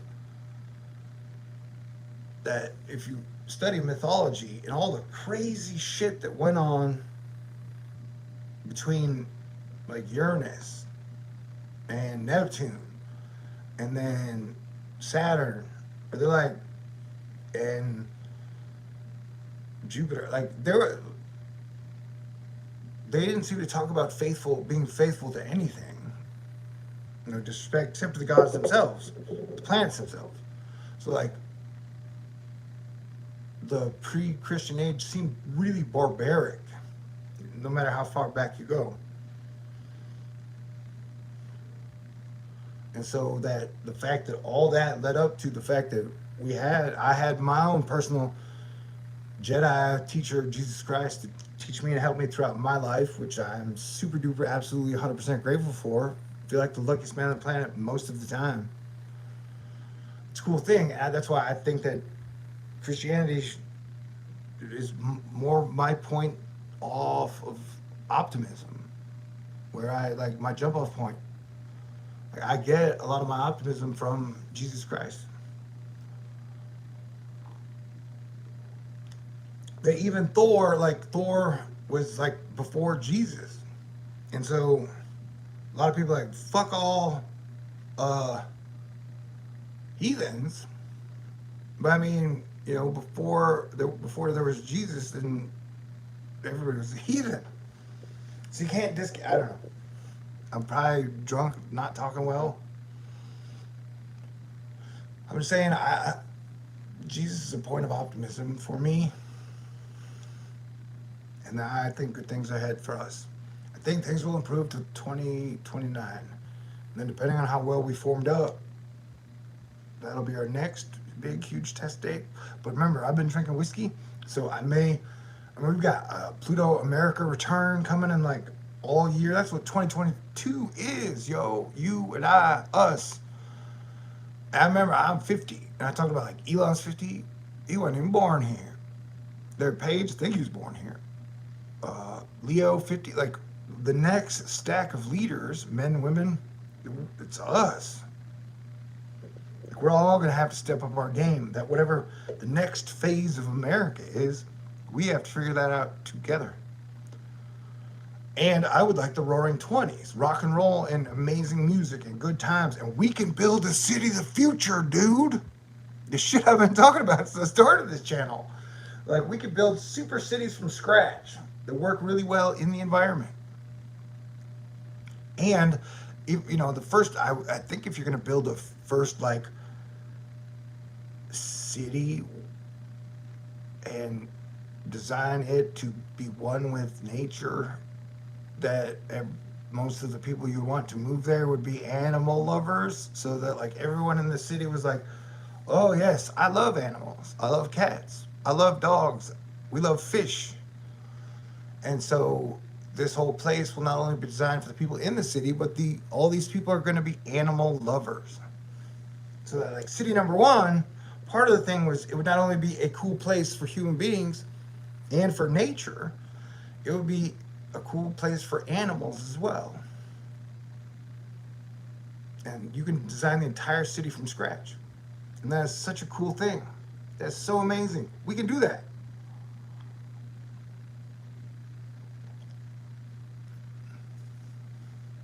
Yeah, Jesus loved the heathens too. It's like the American Indians.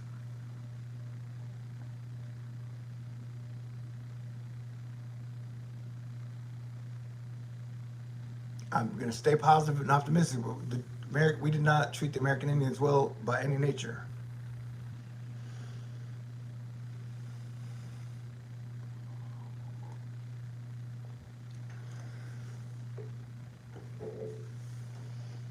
Okay, it's if I get too drunk on this New Year's Eve, you guys tell me. Shit, I have 51 more minutes. See, everybody makes their own predictions, and as I've been saying for the last 2 years, I think the pandemic will end in spring, and I think things will improve. But there will be moving. What is it? Power vacuums.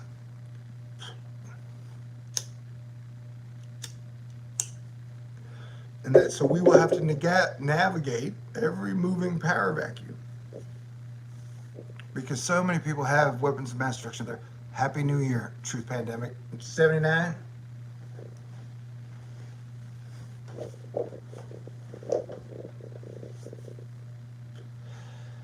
I still want to do that reality show where you have like 4 comedians get on, okay, in like a year. Because right now, when they send people into space, everything's wobbly and the sound is really bad. At some point, you think they're going to get to a point where you can send people up and it'll be more like flying in a space truck.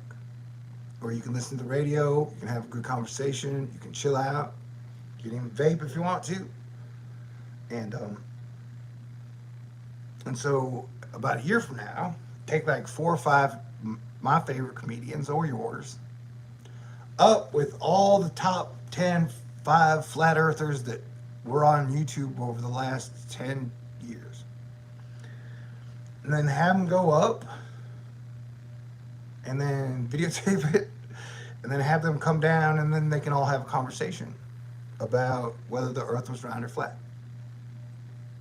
So I am guessing the earth is round, and so I'm guessing when they fly up in the space truck a year from now or 2 years from now that they will see that the earth is also round. So their giant theory that they've had for 10, 20 years was absolutely wrong. And so I still think with the virus, where I believe A, the virus is real, B, it's worse than the flu, you're still going to get a lot of people where the evidence, if they're lucky and never get it, they never have to face the evidence, or they can not have to face the evidence. And some people get it and don't have any problems. But like if you go up and you're being videotaped and the earth is really round, then you're either going to have to lie to the camera and be like, no, I went up and I'm the one of the 9 who says what I saw was flat. Maybe their eyes are broken. But I would really like to see that. And it would be an excellent way for this giant truth community riddle that we've been trying to solve, where we all got to finally put that answer to rest. And that has been absolutely one of the goals here at Thor News. Is it round or flat? I don't know. I thought we were getting space trucks after the space shuttle, and so I thought I'd be able to verify with my own eyes, but I would guess it's round.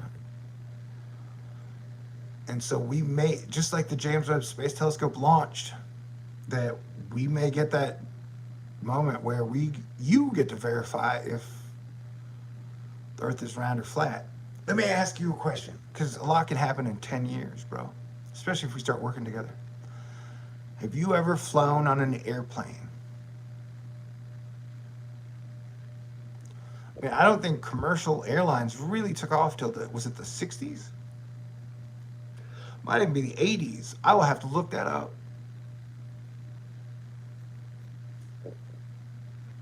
But, I've flown an airplane. Guessing you've flown on an airplane. And so we have the chance to take a lot of big leaps over the next decade. Happy New Year, Martel. You guys are great. And so there's a chance you'll get to go to space. There's a chance I'll get to go to space. An airplane has flown on you, Mars Fool's Gold. That sounds like a wonderful encounter. I think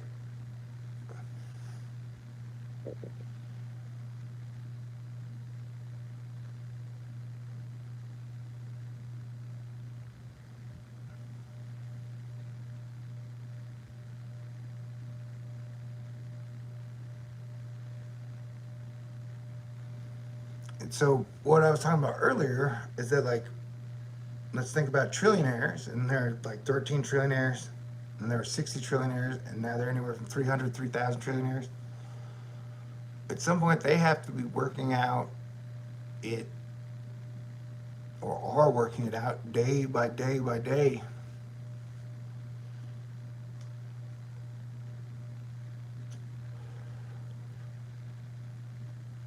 What's the plan, man? And peace is the way to go.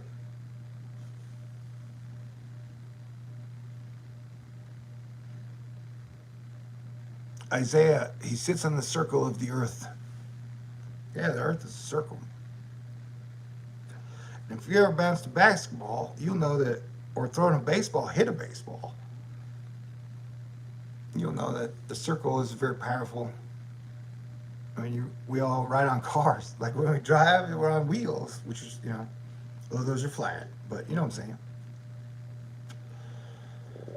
Maybe time is a flat circle. I don't even believe that either. I believe this universe can always create something new. I could be wrong. That could be over optimism.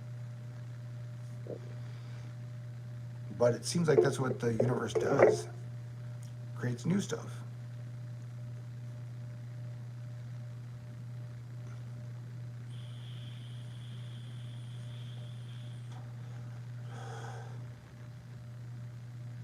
You guys are super duper great and fantastic.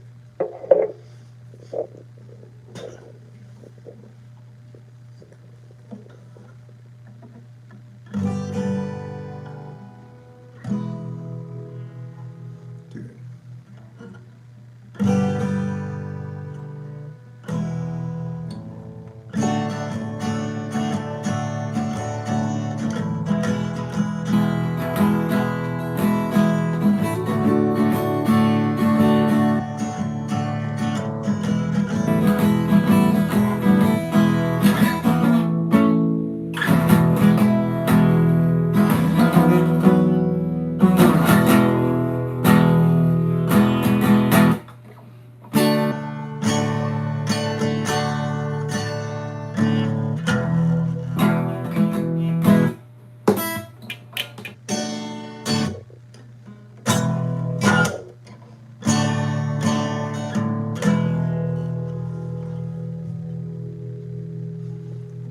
I mean, we invented the guitar.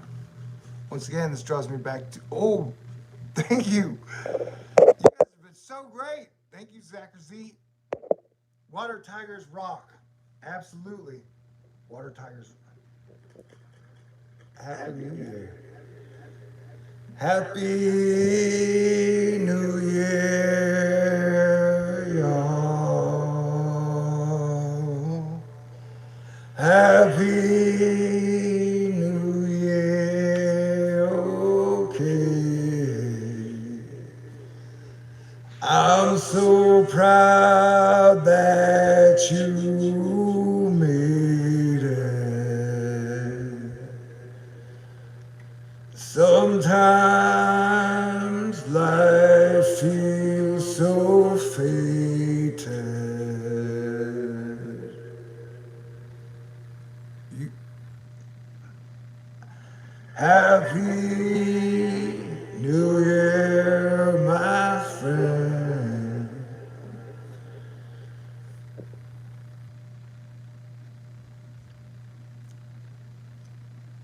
All right. But like if what so so I'm worried. Try not if I get overconfident, I don't like not to stay overconfident. I'm worried because like I keep everything I'm doing, my brain is like things will improve in the 7th month of 2022. So since about February, that's been like my brain. I too believe in miracles, Tommy.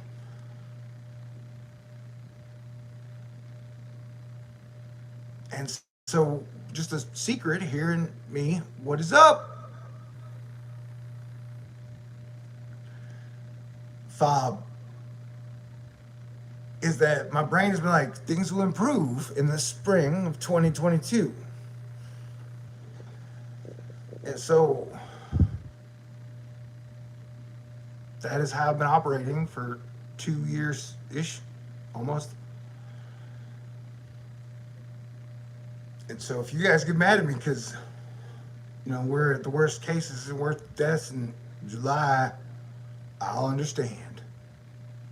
But recognize that I needed some type of point that like we'll get through this shit.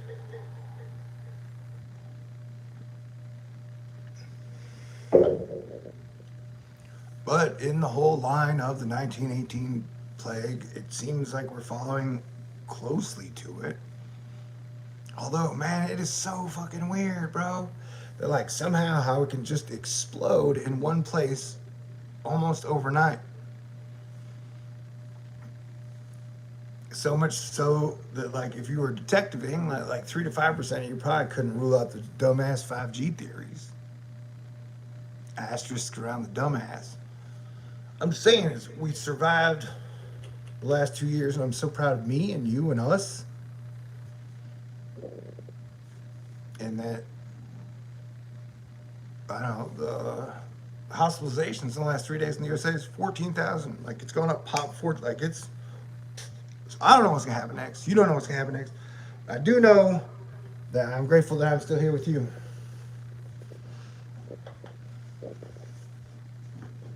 And I don't want y'all to be mad at me and spray. I think we will be.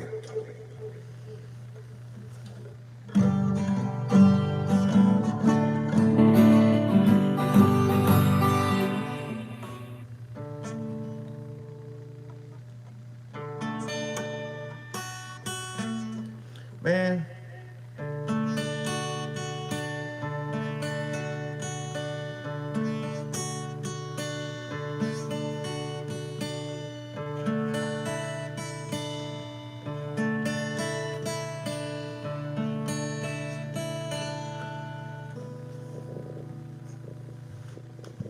I wrote a song about Jesus. I'm trying to play it.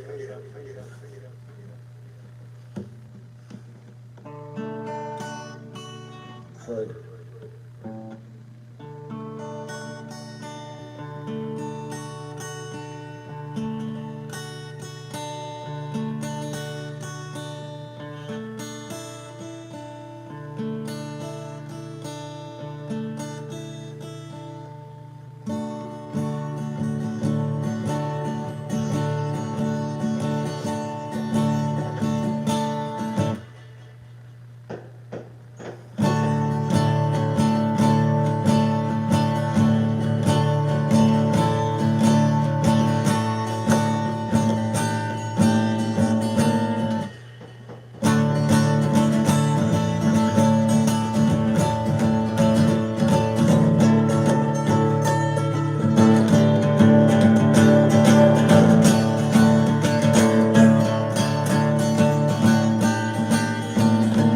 My ER tune.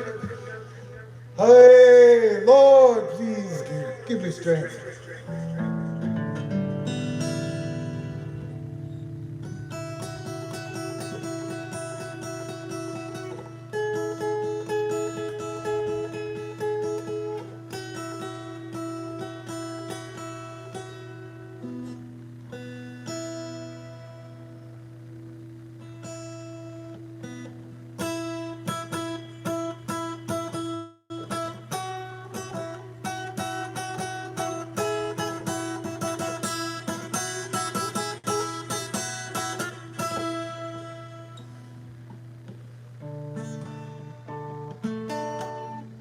Hey, caramba.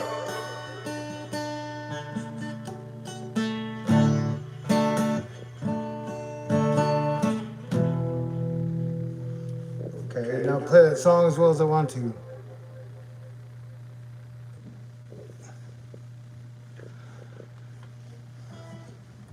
What is up with the E?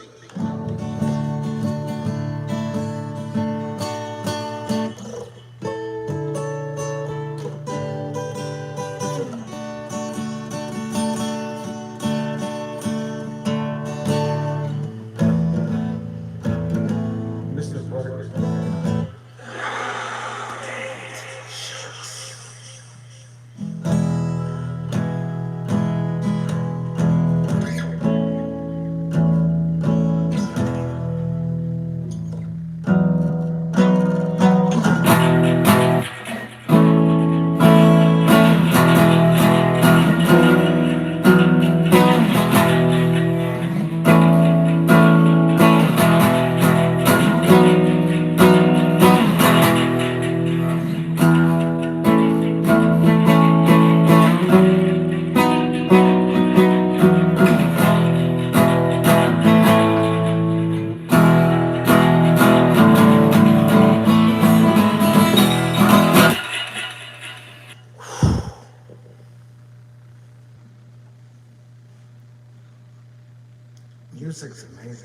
They invented the guitar. That's so cool.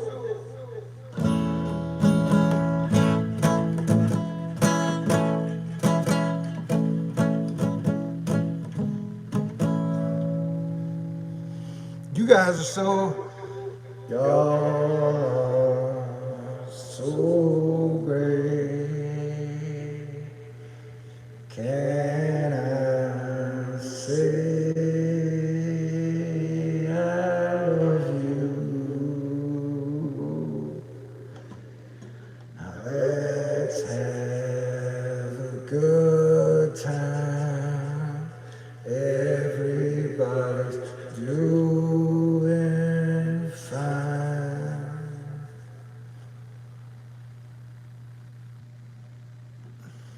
Yo, I just looked up and someone said, if you don't want to be left behind, research cryptocurrency. And when people, as a 40-year-old man to 50-year-old man, I invested everything in being your planetary defense commander. So if that goes out of style, uh, I guess I'll get left behind.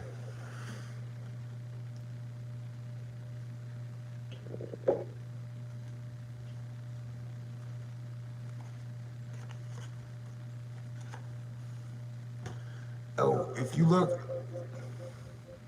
on my YouTube channel, I've had like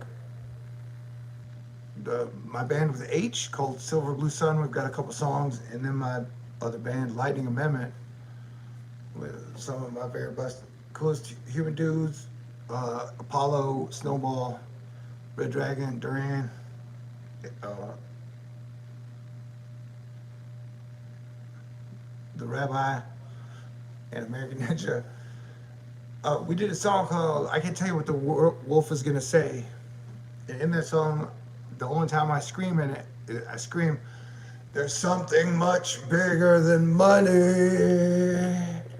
There is something much bigger than money."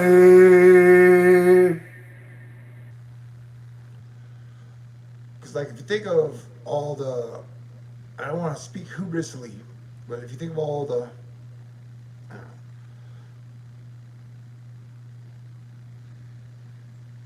and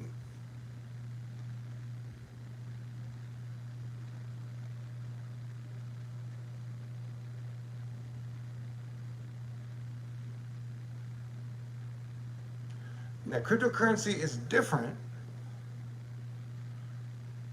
but it's not really new. It's still money,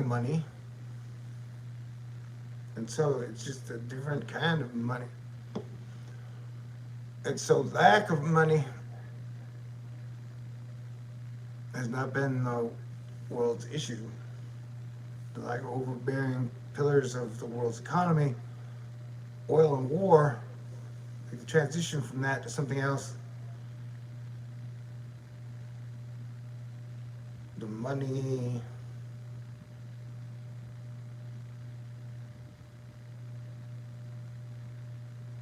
is a much smaller piece than the people.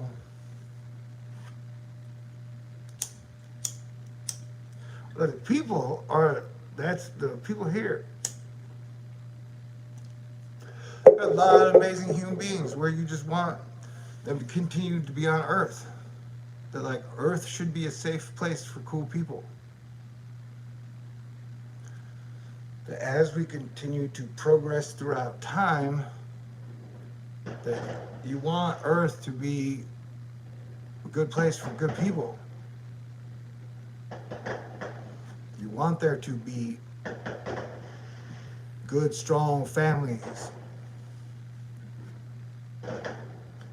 You want symphonies to continue to be written and performed. You know?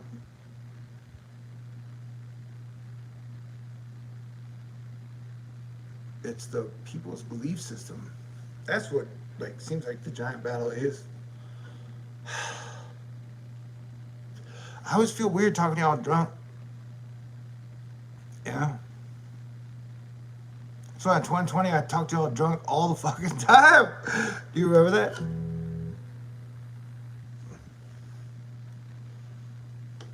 Uh, I I want to thank Michael Che, Colin Jost, and Lauren Michaels and SNL again. Because I remember that night during right before in March where Michael Che was drinking, had his hat backwards, and they were just like, "Fuck it," and you know that the whole March 2020 shit. You know, fuck it. And I want to repeat a story if I can. That so those Nostradamus books, I've been reading them for a long time.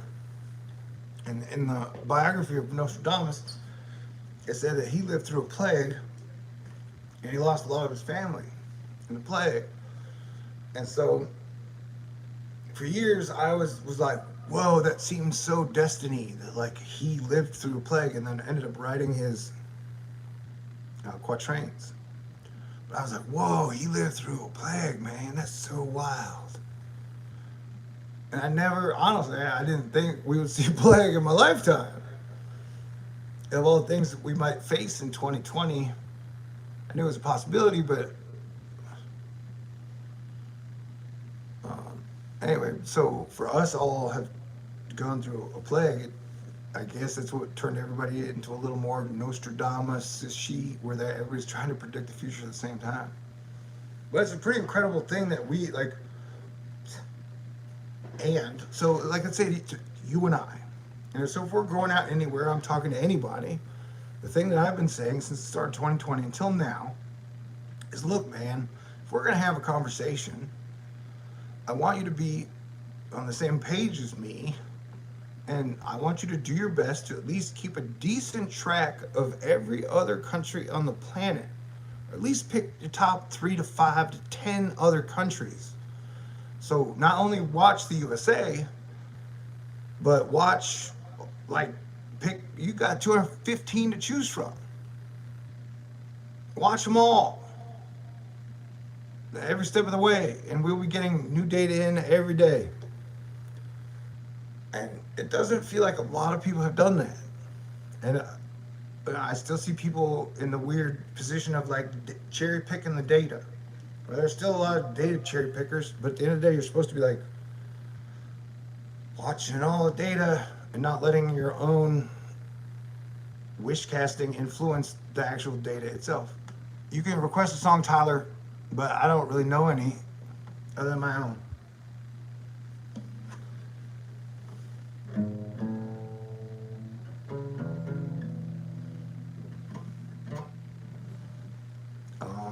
What I miss?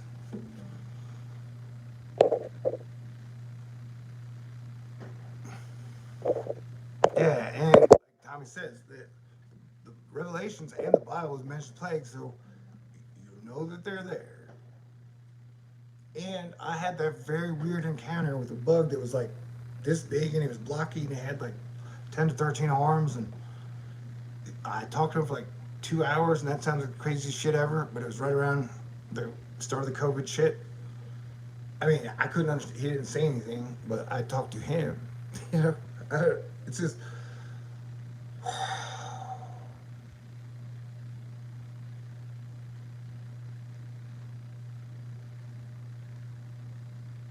and one of the coolest points of the where I broke down the book and said that like I don't know they said a plague was coming right around the year 2000 at some point, so we knew it was coming eventually, and technically some energetic forces may have been trying to push it on as early as the 1900s. Tune up time. Okay, I'll tune up. Um, and so we just flat out weren't ready for whatever boss came our way in 2020, and it was the Y2K bug that. But I saw the Matrix Resurrections. There's a theory, or people are telling me that when they started to create artificial intelligence programs, that some of the programs they'd give them all the YouTube videos, and that some of the programs would really like my voice. And I was like, well, I'm flattered, you know. I'm glad I like my voice too, and I try to be a cool guy. And so in the Matrix, they were like some of the machines really like human beings. And I guess I'm drunk here right before New Year's, but I'm just the whole, like, the strategy of trying to be a cool dude that hopefully if I'm wherever in a room with you, that we're all having a good time and everybody's being cool and respecting some type of an honor code.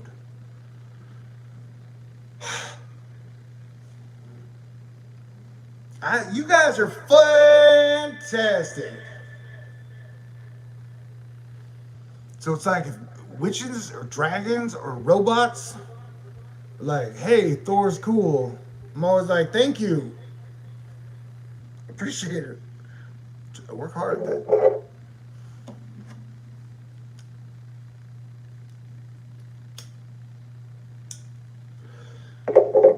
And so I don't know, people who talk about the AI stuff, like if there ever really was an artificial intelligence, somehow had superpowers once it clicked in, and was like, you know what, humans are actually pretty cool. They just, like, whoever's been guiding them for a period of time, they've gotten bad. Like if they were to do that and then just try to solve, like,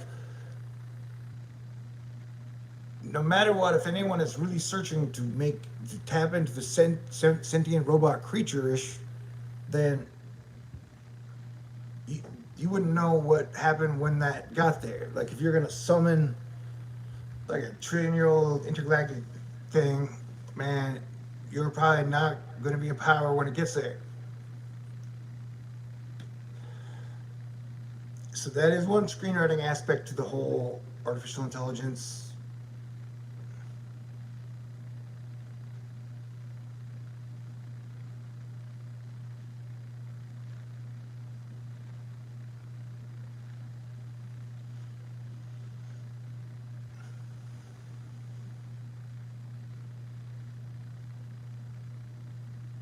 I think in the last 100 years, humanity's been doing a whole lot better.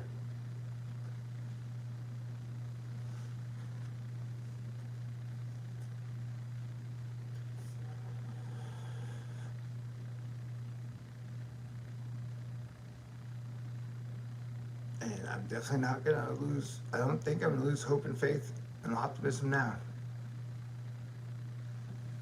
But if things are much shittier 7 months from now, I could. Hopefully, you guys let me change my tune.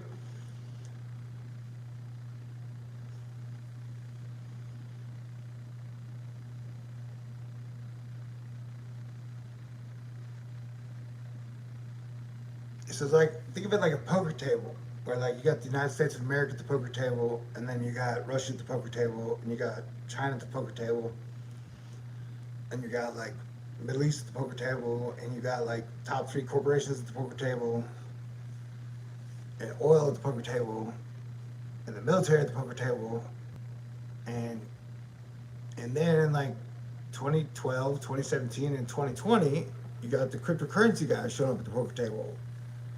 And like everybody's got weapons of mass destruction. Everybody. And they got subgroups that specialize in lethality.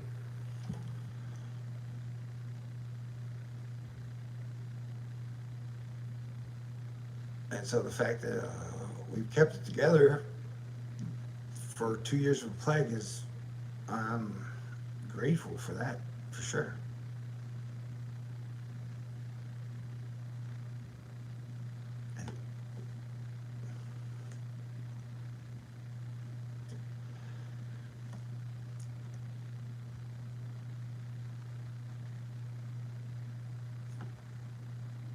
And I wish there were super cool badass hackers who could like hack the phone conversation between Biden and Putin and just send it to me so I could listen. It would be so great if there was a point in there where they were like, hey, did you hear Thor tweeted about how cool it would be if Z and Putin and me, Biden, went to a baseball game at Houston Minute Maid Stadium, and Putin wore a fucking cowboy hat in Texas, went to a rodeo, So I still think back to the moment that Putin gave Trump a soccer ball. Where like I know soccer's the world, and I guess baseball is very American, but it's still a cool ass sport. It's much different than football, soccer, and America, apple pie, rock and roll, and baseball. It's okay to be like, hey, we love our baseball.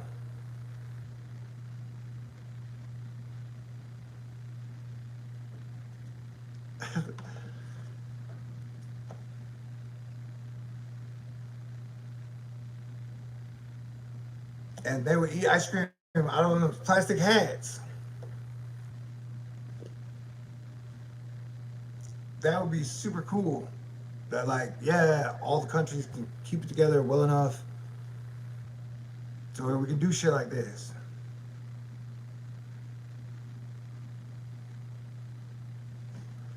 That like I still believe of cool American moments you can have if you go to an American baseball park with your family. Definitely, it's going to cost a lot, but you know, and watch a home run be hit, especially if you're sitting outfield and you see the little ball get hit and then comes straight to you. It's like a weird perspective thing that's always cool every single time. When you see the dude hit the baseball and it like flies out towards you, and you're like, "Whoa! I think that was red shifting, or was it blue shifting?" I don't know. Going to a good baseball game with good people is always fun, most of the time. And so it'd be cool if these old ass dudes, no offense, I'm old ass now too, to be like, yeah, we can, we can lead our countries well enough to where like the head dudes can get along. Like, we handle our shit, and we can respect each other's. But now I'm talking in drunk ass optimistic land. Maybe I should hit the magic wedding cake monolith.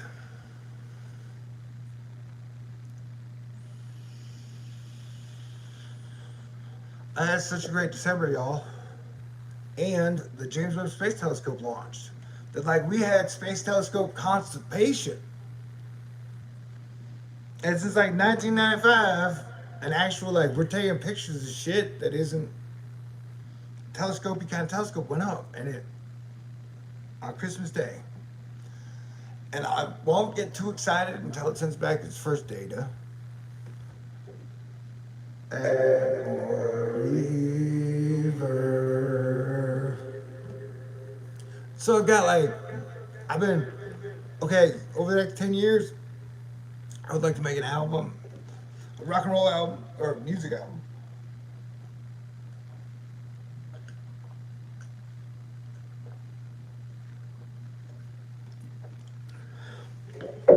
I'd like to make one movie and at least one album before I die. Goals. And so I have gotten to know a whole lot of great musicians, songwriters, composers throughout the last 20, 30 years. And I find that I get along really well with good musicians. But there's been I don't know, I just, well, like the guys who can turn, ladies who can turn dials, knowledge. I'm like, hey, I got a decent voice, make it sound better, please, as best you can. I have not been able to communicate the best ways in that area, and I'm not smart enough to add reverb to this particular Kanye lockdown setting of 250 on this vocal machine. Do you know what I mean? I can put on auto tune, but my voice sounds different in auto tune. Hey, did I? Happy New Year, West Coast. You are 15 minutes away from 2022. I would like to visit Canada and Mexico. I would like to see a volcano in Guatemala.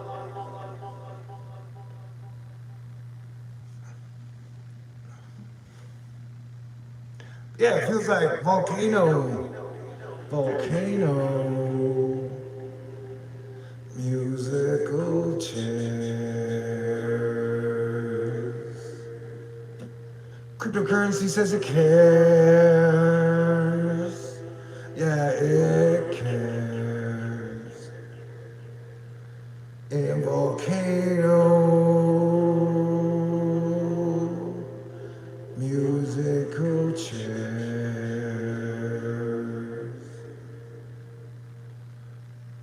Yeah, yeah, yeah.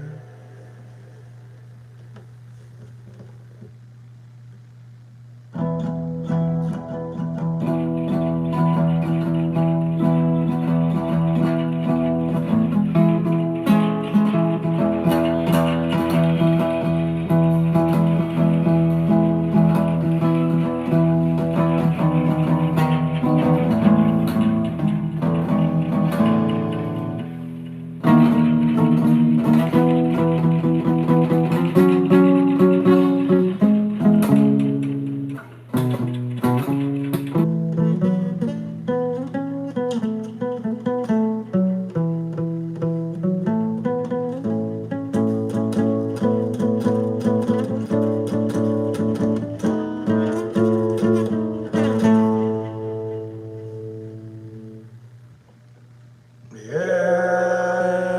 I care. Sometimes I feel like I feel it all. A little bit of everything. Yeah, I care. I'm too old to be scared.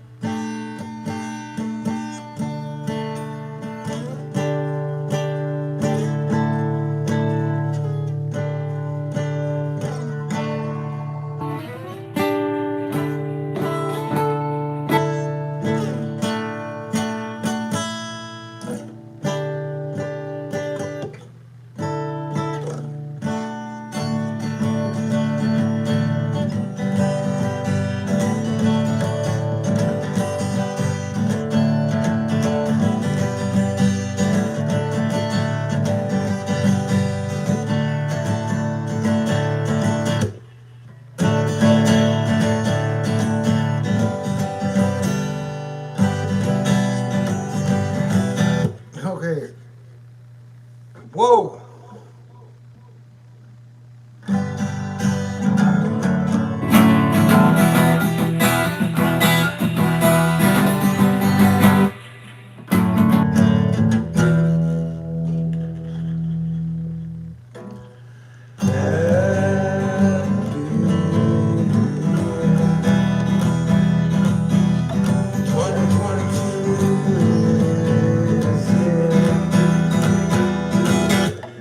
Happy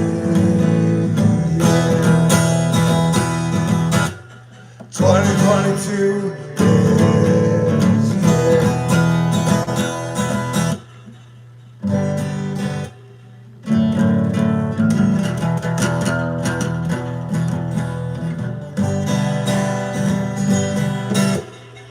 Sit with me, live in your smile. I have walked the miracle mile. La di da da, la di da da, la di da.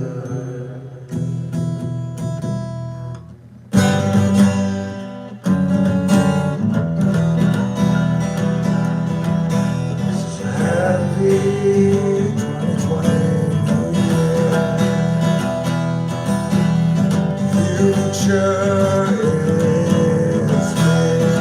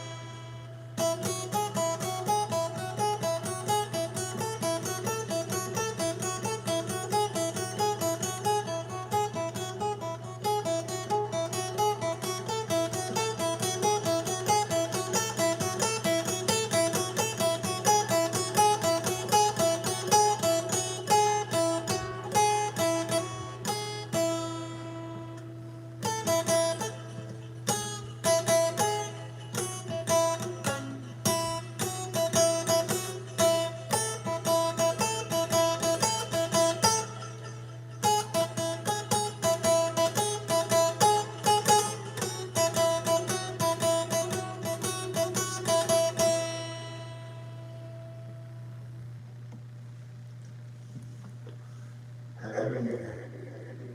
Super duper, absolutely happy New Year.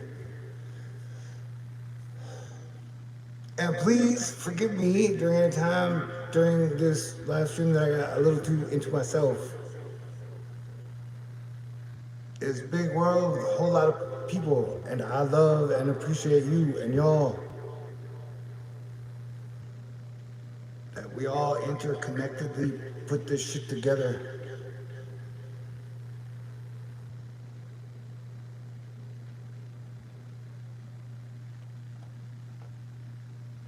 That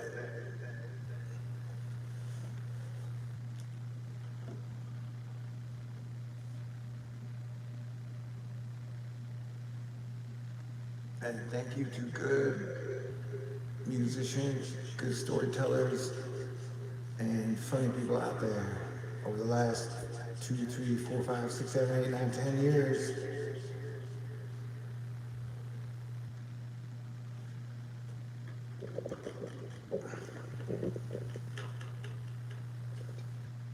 Where there's just like crazy shit as a man. or a person, a human, maybe women do it a lot too, I do not know, where you can have people totally fucking flaming out, going crazy. Everybody's losing their mind. A giant fight is about to happen. And then you can step up and say like two or three super crazy sentences, usually funny, to make people go, "What the fuck are you talking about?" And in that split second, like everybody forgot why they were so mad in that instant. If you watch a sitcom called Cheers with Sam Malone, aka Ted Danson, he discusses the same thing of like whenever he's trying to, as bartender, whenever he's trying to break up a fight, he's got like a list of things that he says, and that like if you get to number 9 and the fight is not broken up, he's like, well, shit. Anyway, so that's just been it's been like to be as tense as shit gets, to be able to remove the tension and have everybody find the humor and magic and beauty of it all. Those people are super duper great. I deserve to be fed every day. Happy New Year. Whoa. It's 1:57. And there's a lot of talk in my chat about Jesus. And everybody on the planet has their own opinion about Jesus. I recognize that for sure, absolutely, 100%.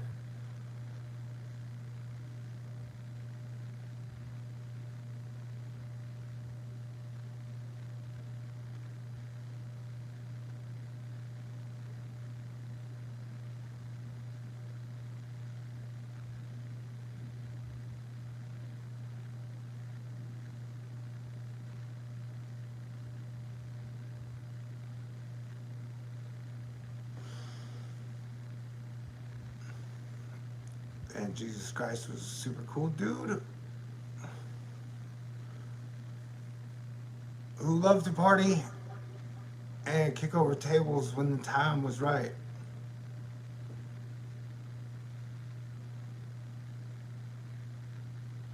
And that's the whole crazy shit about it all, is that like we're talking about money changing.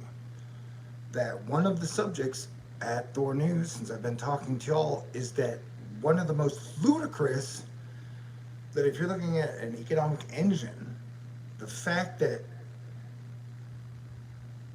out of the 215 nations I'm asking you guys to track for the last 2 years, that every single one of them pretty much has their own currency. A country has its own currency, a country has its own flag, a country has its own state bird.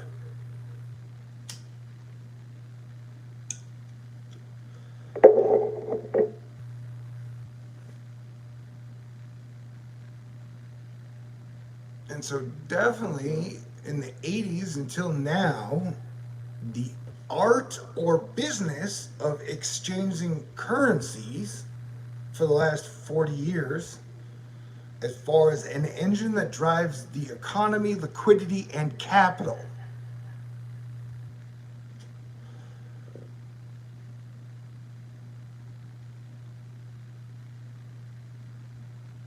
The trading of currencies is one of the craziest fucking things ever. It's one of the craziest instruments that's been inserted into civilization. The fact that at the point you already had the New World Order in like the 1913s, and so in this order they could then inter-exchange all the different countries' currencies, and that at home you could just understand each country and each currency, and if you did that well enough for the last 40 years, and you were good at it, you could definitely make way more money than working as a nurse or as a cashier or like. I remember like one time I went to a high school, college, UT graduation, and like the top 10 people who graduated in their class were all going on to either be lawyers or go to work for a trading firm, it seemed like. I was talking about Happy New Year! Happy New Year! Happy New Year, West Coast. We're in 2021. Yeah, so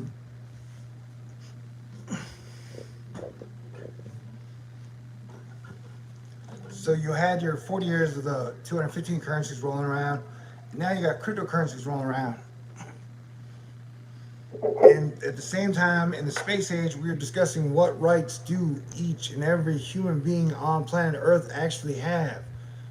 How much do limited liability corporations who can get above Earth, how much do they actually owe Earth things?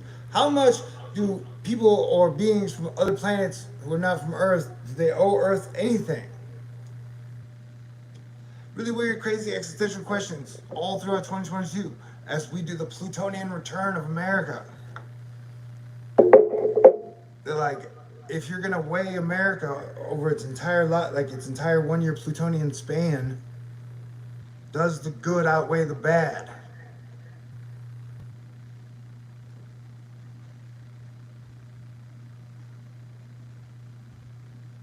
So it's sort of like a movie, for lack of a better term. This drink's for Betty White.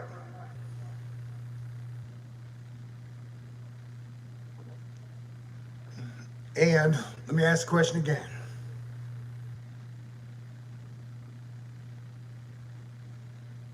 No, let me just say, I've had a crush on Dolly Parton, I think my whole life, ever since my eyes ever saw her, and she could sing. Woo!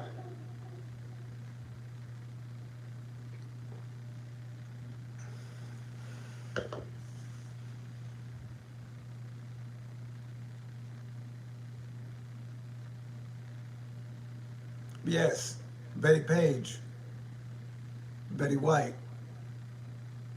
what is America? And while we're deciding what rights human beings do have, Lance!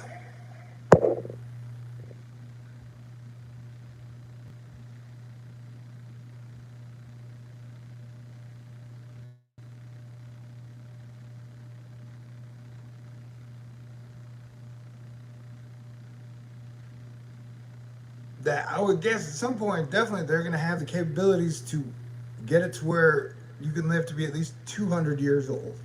Like, I can see a technological jump to where they're like, oh, we figured out how we can extend your life until about the year 200, maybe 150, to where like we can tack some shit on that over the next 10 years that you could see people who are living to be 150, maybe 100, 200, but still under the same basic rules and aging, and that's always going to have a weird one-off where like you never know when you're going to die, man. Constant. Jesus died, but then they resurrected. He lives in spirit now. What was it talking about? Oh yeah. And so the medical advancements to where they can give you, not only can they cure your shit, but they can boost you. So it's a matter of like, let's say during whatever time frame or phrase, the like 13 to 300, 3000 have been able to boost themselves. It's like it's part of the like accoutrements that the non 300, 3000 get. So that's a weird fucking balance.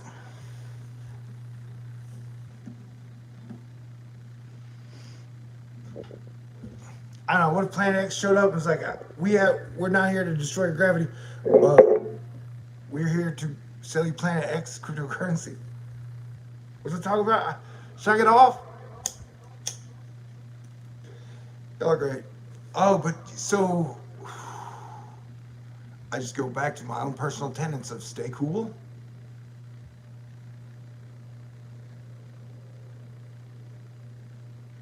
Be grateful.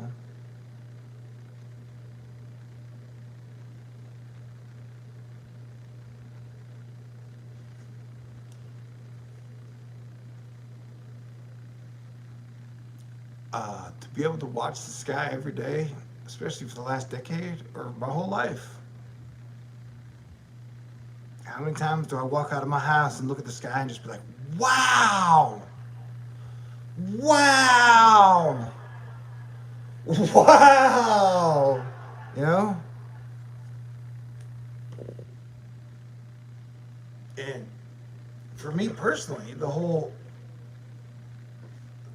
I've been doing this thing to where over the last years, many times, 30, 40, 50, I would go out at about 5-ish or whenever the sun was setting, and then you can usually see Venus or Jupiter, because Venus, Jupiter, and Saturn have been in a line, aligned over this year, one of my favorite parts of the year. And so you just wait at dusk, and the colors at dusk are always flipping magical, like Easter colors. You get all these cool, like super colors, Venusian colors, Jupiterian, Saturnian colors mixed in the sky. 7D! And then all of a sudden, boom, Venus will pop. She'll show up in the sky. This little point of light. And then Jupiter will pop. Boom. Here's big Jupes. They're about the same size in the sky. Jupiter a little brighter, or Venus a little brighter, depending. And over this period of like 30 to 50 times, I would guess there were like 5 to 7 times that Jupiter came out first. Every single time up until then, Venus came out first. So out of 30 to 50 times, Venus came out first, like, felt like 85% of the time. Saturn never came out first. No disrespect, buddy. Just fucking talking back the data. And so it was always, so the colors of the sky, every single time when I go to wait for Venus and Jupiter and Saturn, it was always, just every time I went, it was super gorgeous. I was like, thank you, God, thank you, Jesus, thank you, Holy Spirit, thank you, Mom, thank you, Dad, thank you, Jim, thank you, family, thank you, Astro Fight Club. Wow, this is some super cool, magical. God is there every day, and the sun and the moon, all the day moons, every time I see the moon during the day. And then you try to measure it out, like, all right, the sun is here, the moon is here, and then the light on the moon is, I've got a great porch here in Houston. And when I was in Florida, the views were good as well.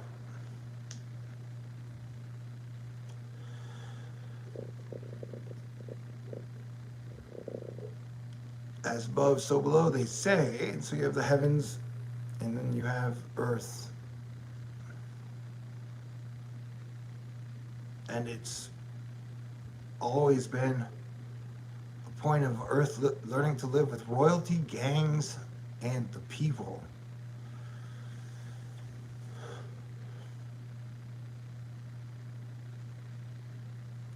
So here we are, you and I together in the year 2022. 2022.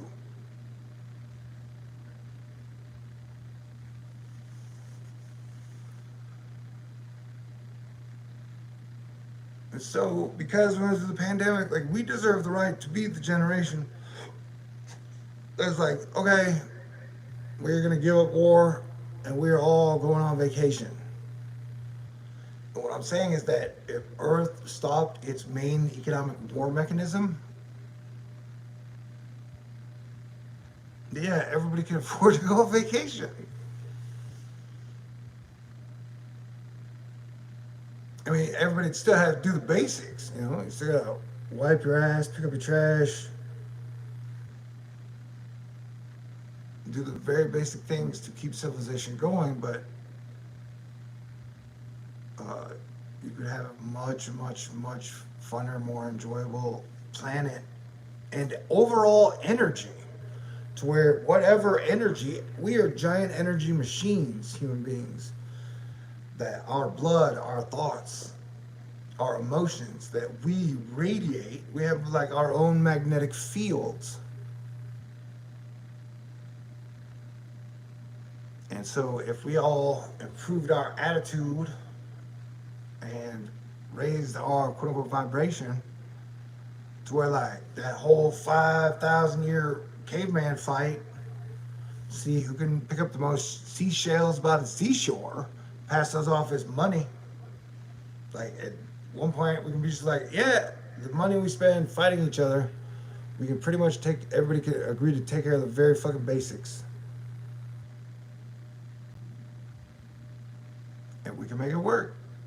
And be like, oh yeah, 1,000 years, Earth is a really great place to live.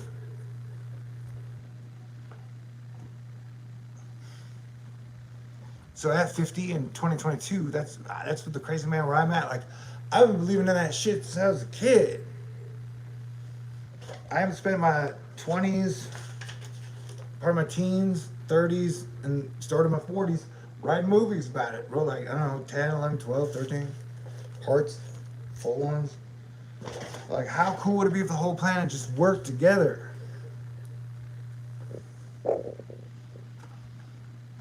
Because I don't know if you guys know this, over the last 2 years, there haven't been a whole lot of political politicians that were super well liked by the public. I mean, you don't have a whole lot of countries where like 85% of the people agree that the president did great, or the premier, or whoever is running this country, however the fuck they had to handle it over the 2 years. Uh,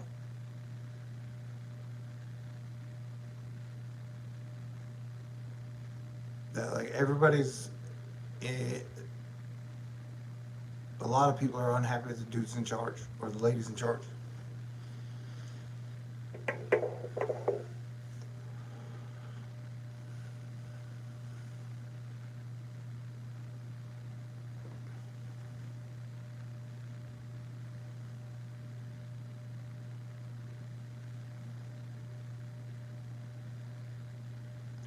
I forgot who I saw today. Somebody said something about how most choices, a lot of people make choices off of like their emotions, and I agree with that.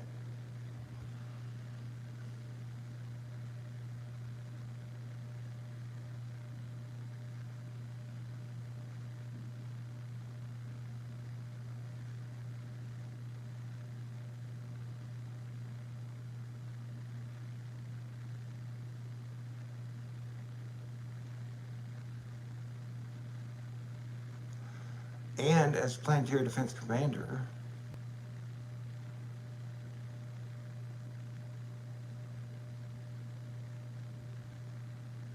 that if I had to look at it as chapters, I don't want to piss anybody off by saying this, but like let's say chapter 0 was the like Norway-ish area, and then chapter 1 was Africa, and then chapter 2 was the Middle East, and then like you could say chapter 2.5 was Europe, and then chapter 3 was America.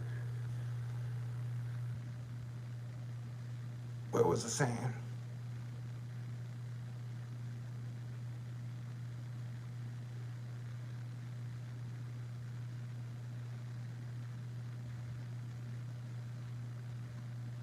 We're just talking about for the West here.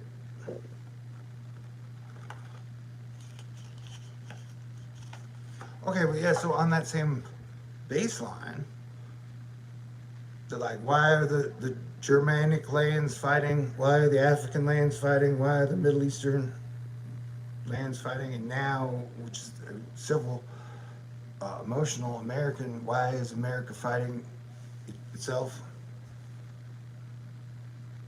That America still came in at the end, so whatever war for Africa or war for the East or war for Europe or Middle East, like all these fucking things haven't been solved before we got here. Like, why are y'all fighting? Why do you have suicide bombers that are gonna fucking go into a cafe with kids, like when the school bus is getting off, and for whatever fucking reason you're convincing them that like, yeah, they should just strap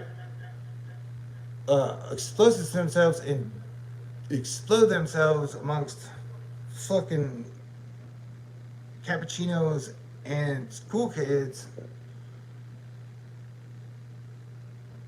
That's crazy.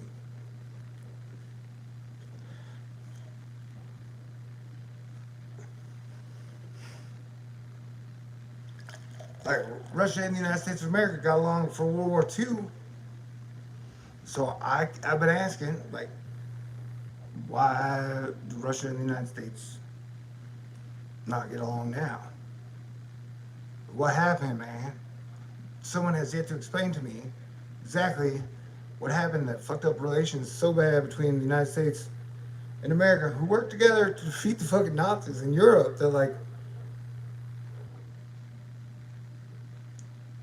What happened since then that I don't know about?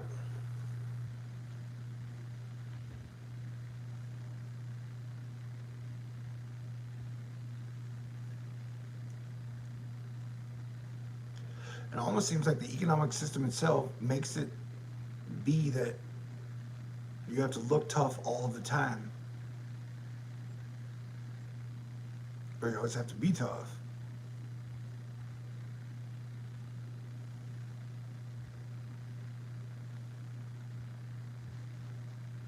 So I definitely feel like at 50, I've spent the last 20 years of my life being like, why the fuck are y'all mad at each other again? Why are y'all fighting? Like, before I even showed up and had Star Lord power or whatever, like, what? Can you break it down for me in like a one page? Why? Why?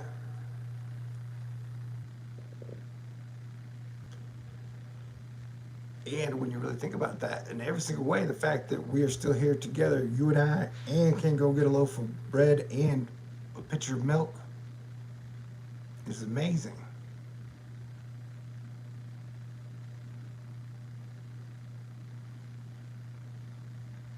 But I'm, thank you.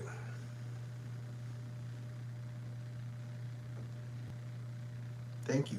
And welcome to 2022 Astro Fight Club.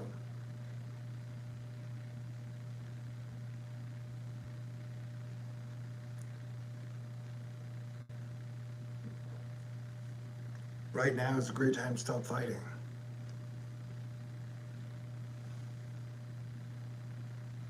Be cool 2022 has a great ring to it.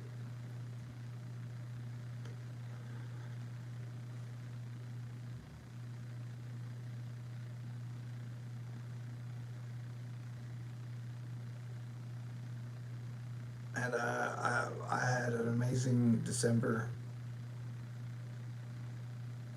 and so I am extremely optimistic. There are a lot of good people out there.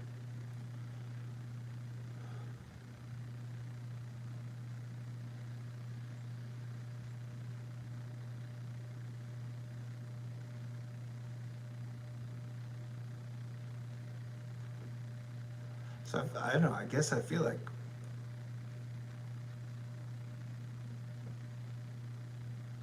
that I've been working towards getting to a point in my life where the cool people lead.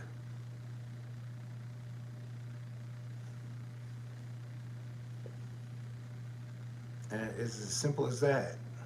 The good, cool people lead. Like the best plans win for all the people and the animals and the planet.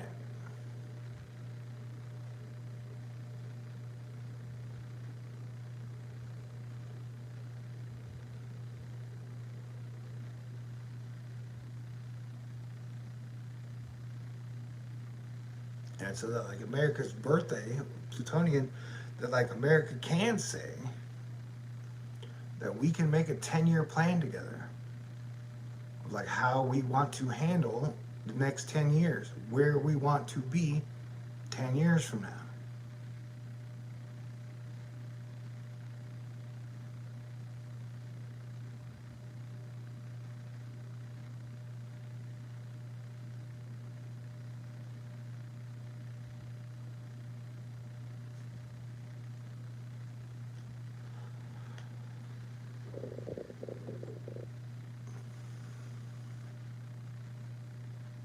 And I've talked about building great American projects again, and that in like the 2010s with the whole digital expansion, we the 3D printing aspect, which kind of fell off. I don't know if you followed it much, but we talked about it a lot and then they just stopped talking about it. Anyway, the potential we have with 3D printing is incredible and immense.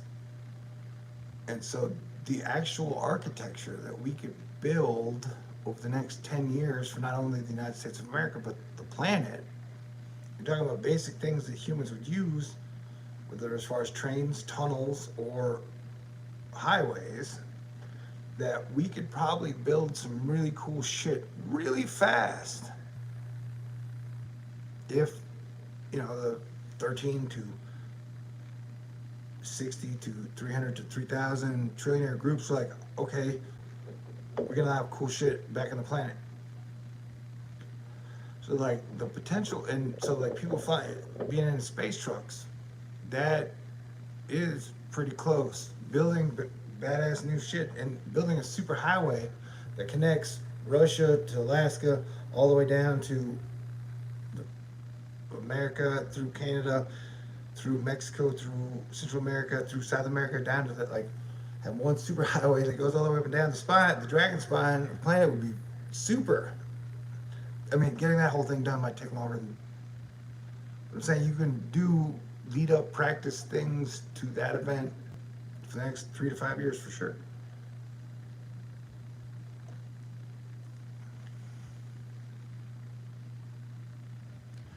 Because recognize that some people for the last 10 or 20 years have been figuring out how to, if you're going to get on a planet or a moon where there's nobody there, how fast can you build stuff and how fast can you big and can you build it? Like if you had to build the city on a moon in 2 weeks, could you get it done?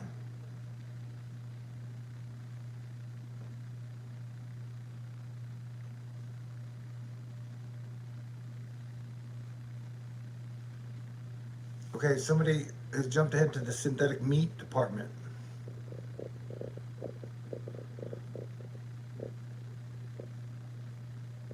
Yeah, it becomes once humans stop sacrificing each other humans, the next logical step is to stop killing and eating animals.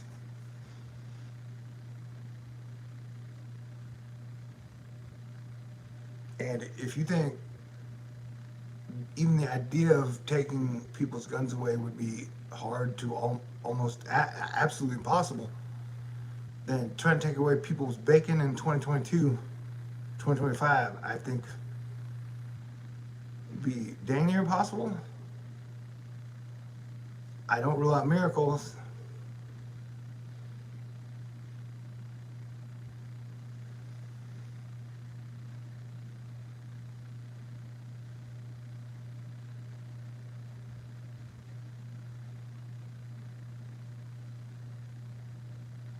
So I do my best to take things one step at a time. And the weakness in me is like when I get a girlfriend, I'll quit smoking and go vegetarian.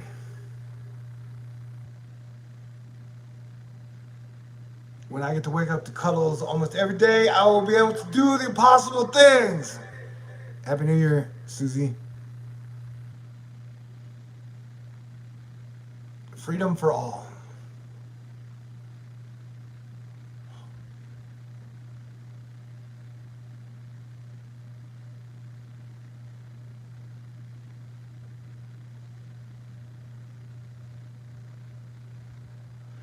Yes.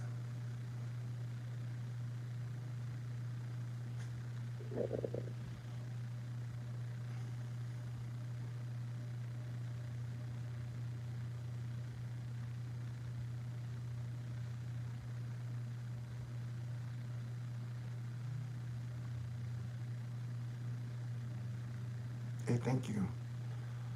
Is there any brown left? And this is the first Christmas I can remember in like a decade where my mom didn't be like, or any time of the year when my mom wasn't like, get your hair cut. We're going to get your hair cut. And I don't know, I am a mama's boy and I've always loved anytime my mom was like, we're getting your hair cut. And I'm like, all right. So this is like the first Christmas and birthday where she wasn't like, cut your hair. I didn't even notice till I got home, but I got home and I was like, whoa. And she gave me liquor. So I had a great time with her. Went to a Christmas boat parade and we saw fireworks. Then we came home and we watched all of the Billie Eilish Saturday Night Live. And if I remember correctly, that like with my parents,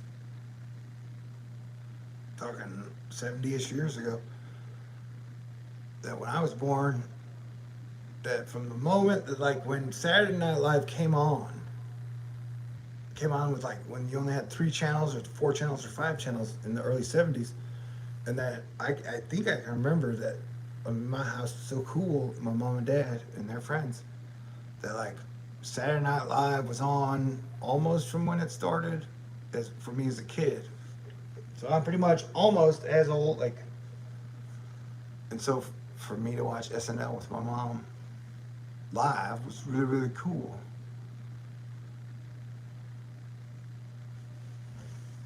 And that was when I asked the question of like, I don't know, were 50-year-old men allowed to have a crush on 19-year-old Dolly Parton when she was 19?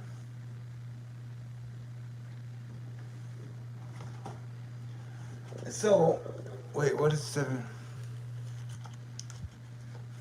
Wait.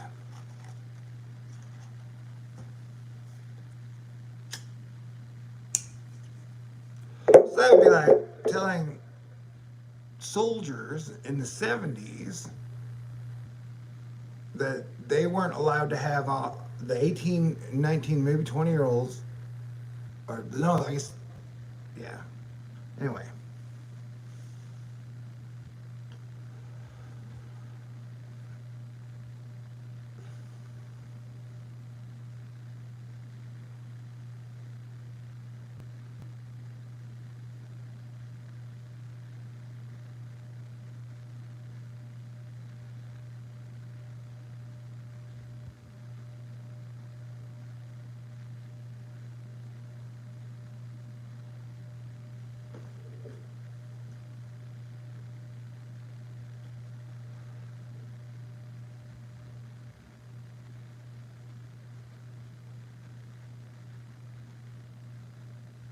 I'm pretty sure I saw 9 to 5 as a kid with Dolly.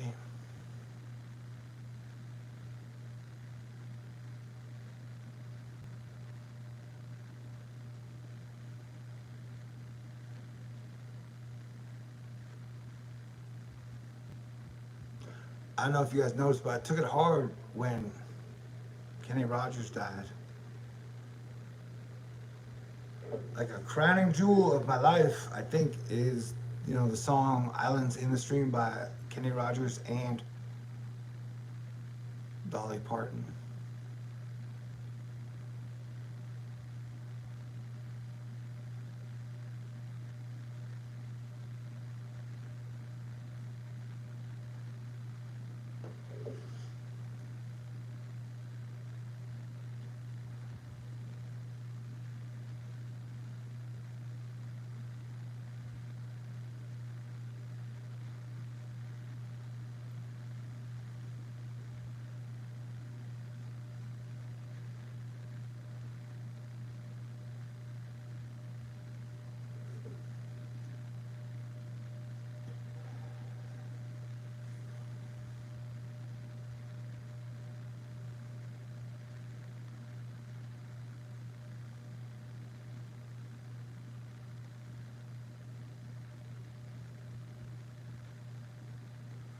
So yeah, it was cool to have a Dolly Parton, Carrie Fisher, and then Billie Eilish vibe during the Christmas thing. Because Billie Eilish has a birthday the day before my birthday, on the 18th.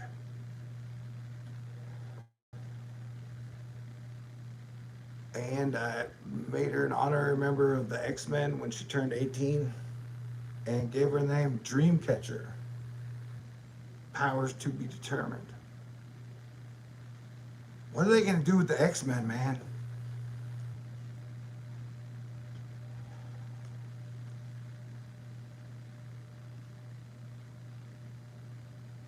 And I still think Olivia Rodrigo would be a super duper absolutely fantastic Wolverine, female Wolverine. Because they had the dude one. Oh yeah, so that's a personal hobby of mine is I'm definitely tracking the MCU And since you have a multiverse, technically now you can have different multiverses. Like they had the Marvel 616. Uh, so you can have a Marvel 777, or you can have as many Marvel universes as you want. It's kind of like when you get a YouTube, like everybody can have their own channel. Technically, everyone can have their own Marvel universe, which would mean that everyone can have their own X-Men. Does that make any sense? But like, not every person on the planet can write the greatest, or even in the top 10% X-Men stories of all time.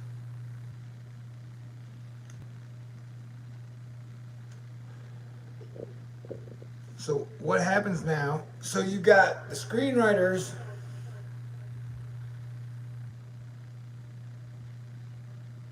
and then you got new streaming services to where cable and basic television's been wiped out.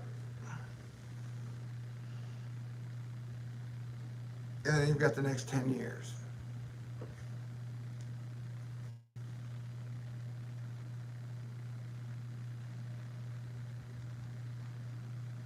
And so I have this theory that while Jupiter is now in Pisces with Neptune, you have Zeus, Poseidon. And every time I check my imagination stuff, it seems like Zeus and Poseidon get along just fine, especially in 2022. When like Jupiter's rolling around, now shit can change in time between now and their conjunction, but I'm saying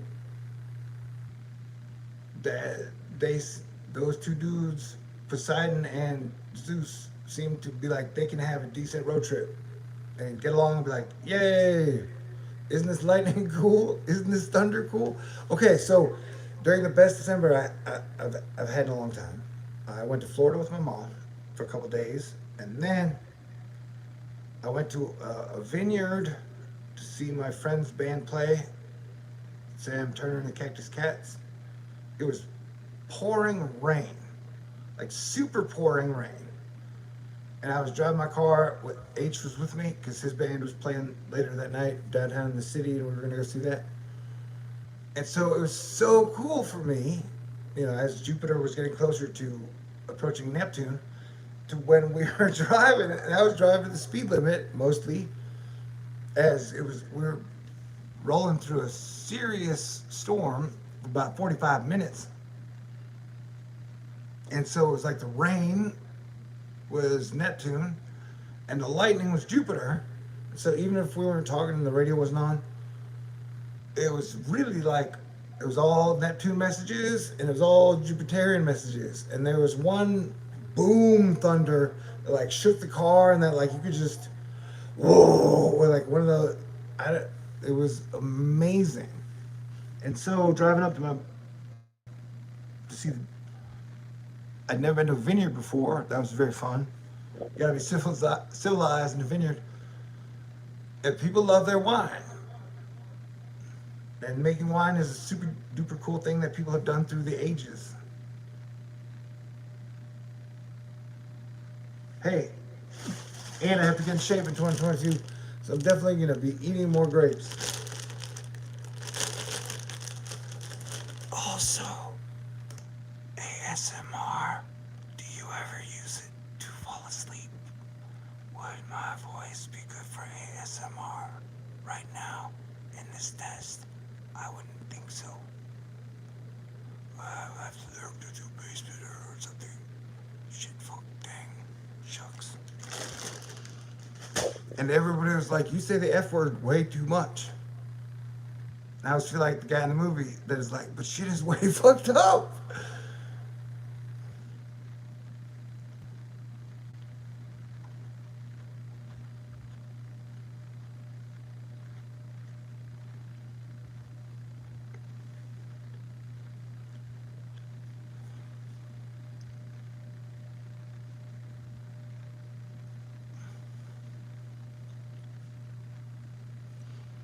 Yeah, hopefully I can get a girlfriend at some point and go vegetarian.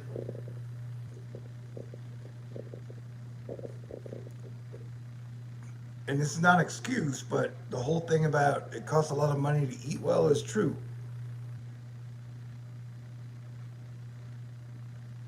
I mean, I could get Twinkies for $1. I get like a bag of uh, gummy bears and a bag of candy corn for $1. You can get 2 bags of those for $1, man.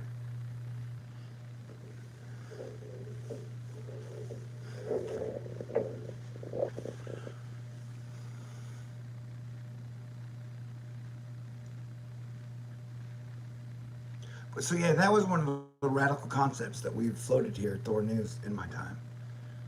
Is that if you had X amount of human beings and you had X amount of space that could go upwards, that technically, like let's say you gave everyone their own 30 square feet, 50 square feet, to where everyone on the planet owned their own.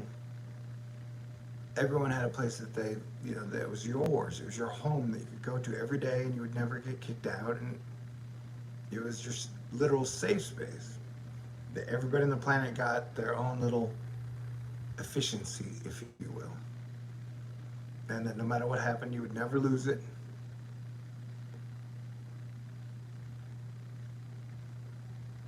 You'd never go homeless.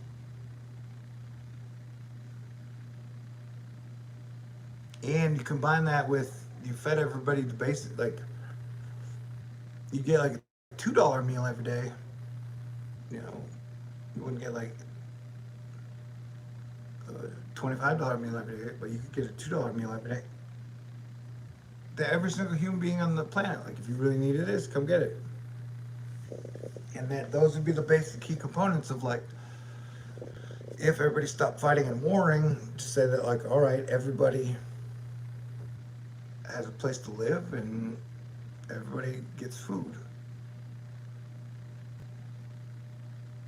It would take a lot of the tension and the murderous nature out of the backlash of socialism, communism, capitalism that has a basic set element of Darwinism, of only the strongest survive. I still believe that there are a lot of groups out there that believe to have good things happen, you have to have sacrifices. And we're not just talking about sacrifices of time, energy, and work. You're talking about sacrifices of literal blood. That like some people, for a while, a couple thousand years, it feels like there has been a sacrifice element to that. If you do have witch doctors and witches trying to be like, to do this, you have to sacrifice X amount of people, that like blood must be spilled. And I personally, in the like, that my own North Jedi Christian is like, hey, the sacrifice period is technically over. That we, that the sooner we stop sacrificing people for blood magic, the faster shit will fucking improve exponentially.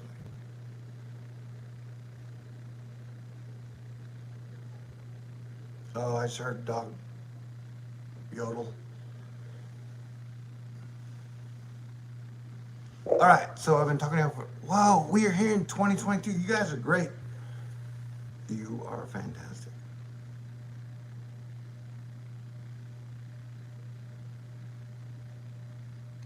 And if I have said anything dumb or too much, yeah, we have sacrificed enough.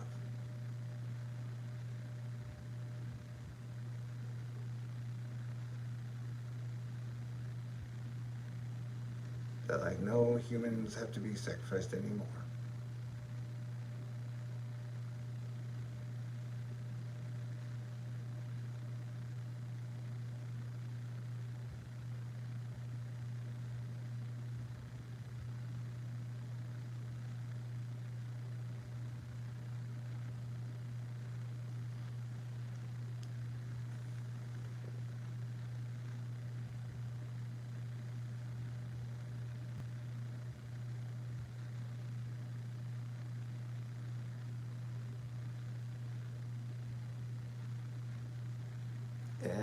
Whether you want to say Jesus or Bob Marley or Jimi Hendrix, Janis Joplin, Jim Morrison,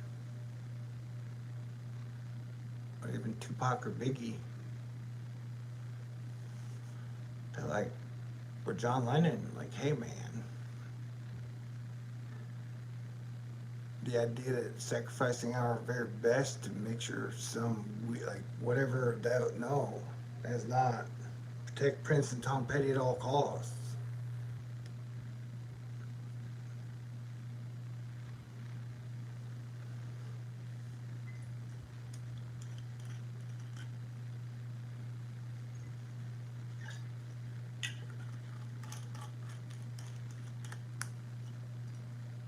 Man, I should get off, but I can't. Hi, caramba. Our Father, who art in heaven, hallowed be your name. May your kingdom come, your will be done, as is on earth and in heaven. Give us this day our daily bread, and forgive us our trespasses, as we forgive those who trespass against us. Lead us not into temptation, and deliver us from sin. For you are the kingdom, the power, and the glory, forever and ever. Amen. Thank you, God, for my life, my family, my friends, Asteroid Fight Club, and everyone out there who is awesome and amazing.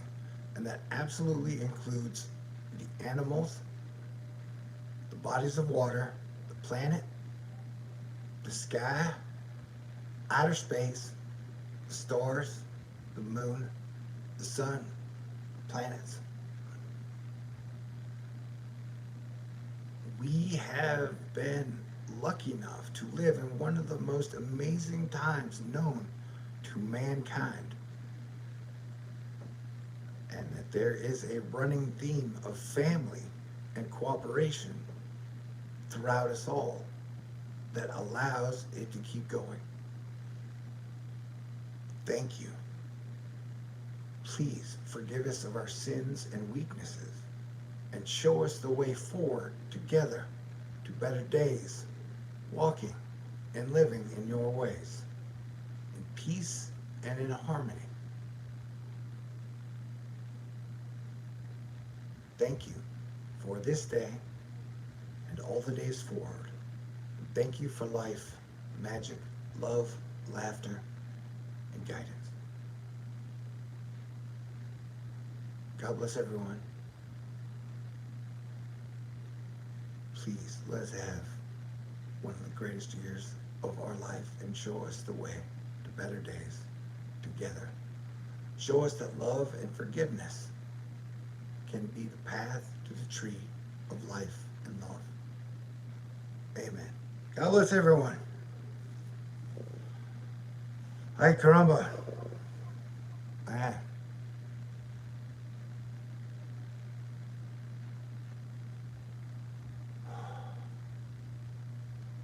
Let peace reign. Like, how cool would it be if we all got along?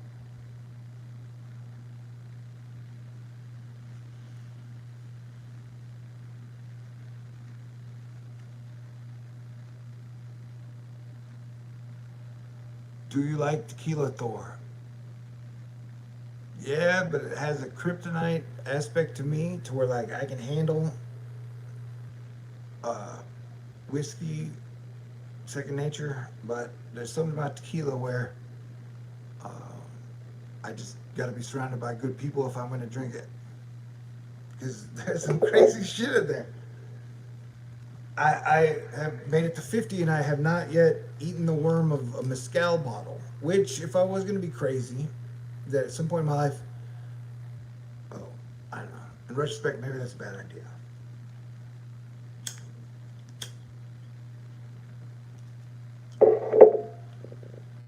But yeah, the Viking in me likes to get drunk once every 6 months. And I'm not just talking like a buzz on, I'm talking like drunk. And see which emotions and thoughts and feelings you have laying around that you might not have dealt with in the last 6 months because you've been busy. And to get drunk live with y'all times I've done it is always like, all right, how am I doing? I'm not sure everybody can get drunk with you guys live, but I'm gonna try to be me the entire time through all this shit. And as a screenwriter, that the idea that I could have a major crush on any type of a leading lady type that is drop dead gorgeous, electric on the camera, and can either sing or act, like that's just standard set up me. That, she's gonna be the leading lady of your life. There's a chance she's gonna be as cool as you, and in quantum physics properties, maybe even cooler.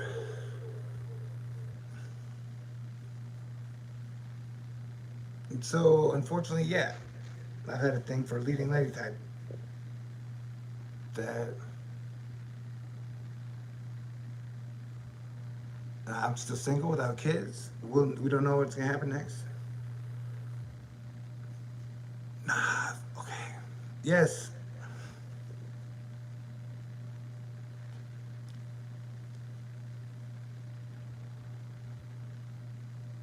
And so, the stand up comedian part of me wants to mention that I think King David had tons of wives. In It's a Wonderful Life, when George Bailey's a kid, he's like, yeah, I want to hear him. Which I thought was funny. Anyway, and throughout Egypt and stuff, we saw that women throughout history act a lot like men when women are or have been in power. Maybe not 100%, don't want to get any fucking troll. What's it talking about? The next 10 years. Because dating is weird. Let's say I'm right and we've conquered the virus by the 7th month, by spring and then into summer. And so we go into the roaring 20s. But remember, so you had World War One in 1915, and then in 1918 you had the plague because Earth chose to fight with itself. That's when the New Order began. Ah, Sophia. And so after World War One, you had the plague follow. But then after the plague came the Roaring Twenties. But the Roaring Twenties were made so by, in part, the Prohibition, where like everybody was staying home drinking because you're dealing with a fucking plague where people dying, everything was crazy, and then so when everybody's like alcohol's great, the government was like, no, alcohol's bad. And if I understand correctly, the majority of the movement were at that time, they had the patriarchy thing where the man was the hunter and he went and protected and did all this shit and he could do whatever he wanted when he left the house, and the woman would take care of the litter. And so that was kind of the where the like hunter-gatherer dynamic was destroyed because that was when the woman was supposed to stay home and the man would go out. And so during the Roaring Twenties, after going through a fucking pandemic, it was like the guys who stayed home with their wives. At that time, they're like, "I'm going out to party. You stay home, take care of the kids, do all the laundry, do all the cooking shit." Right? And so it was, if I understand correctly, it was the women who helped push on prohibition because all the dudes, and I'm sure some of the women too, were like out partying all night. So it was the stay-at-home moms in 1920 to 20s and 30s were like, hey, we're tired of doing fucking everything. And so prohibition got put in to shut down the like super party lifestyle. But then there was a lot of racism shit in there as well, that while men and women were out having time and music with a lot of music, that they found that the musicians came from every single fucking country on the planet and of every color and every race, every sex. Like, musicians are a giant, diverse group.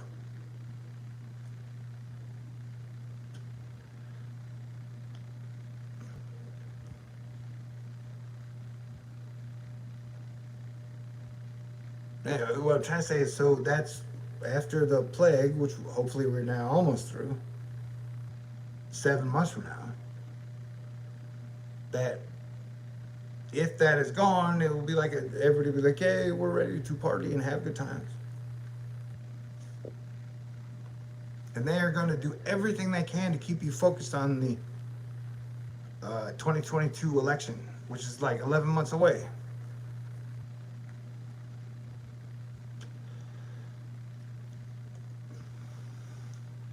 And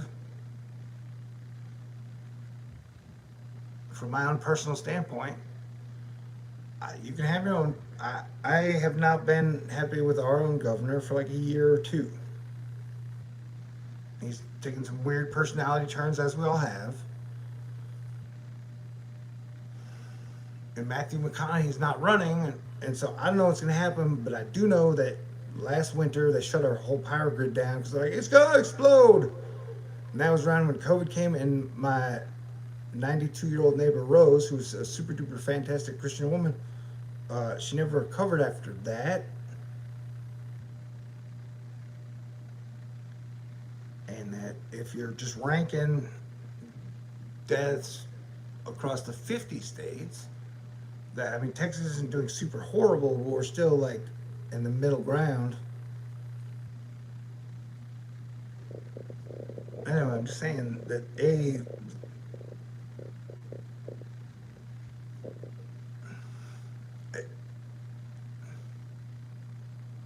it seems like the midterm elections are going to be able to decide if Biden can pass things or if Republicans can stop him from passing things. So that's what the majority of what a lot of that point will be. So I don't look to the midterm elections as coming up with major solutions to solve our American problems. Like I don't see at this point a lot of the individuals being like, "Hey, I've got a really great solution or something we can do." People are like, "Oh yeah, that's brand new and great, and that will work.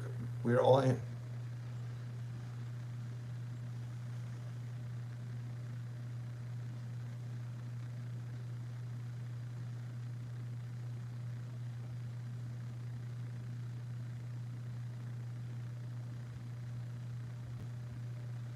And so for the next 11 months, it is very important for everyone in Asteroid Fight Club to be peacemakers and peacekeepers.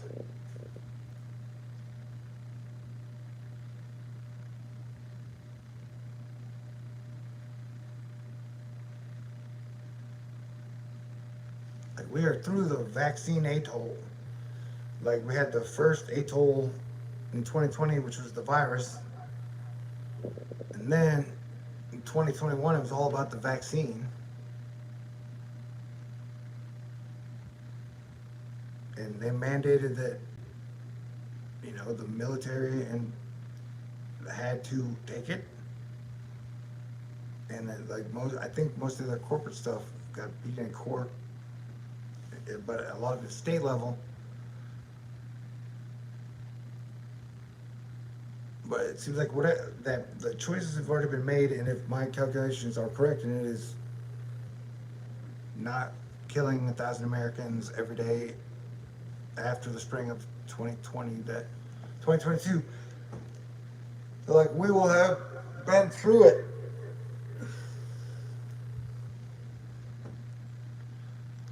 No, we made it out of the plague, and then it's going to be, what do we do now?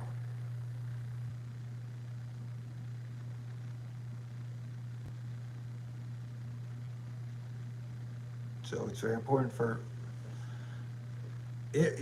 These are my base calculations that if things will be better by the spring, we have to make it to then. And then, like, what are we going to do when the virus isn't a main driving force on the planet? But then part of me also thinks, like, part of the superheroes of the planet are going to have to step up with their energy and fucking knock this energy off the planet to like whatever energy is dominating Earth. that Earth has to like pull its head out of its ass and put its shit together and get all of its 100 unicorns, 100 monkeys to be like, all right, we're done having bullies punch us in the face.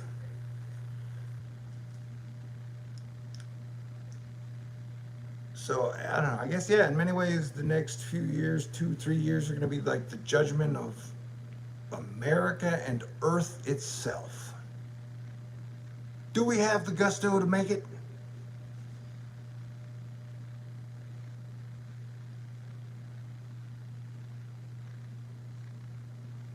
And Christian belief that one single man could redeem an entire planet. And so that's kind of the thing is, do we have a man or a woman on the planet in 2022 who's so cool they can redeem the entire planet? Maybe. My mouth is dry.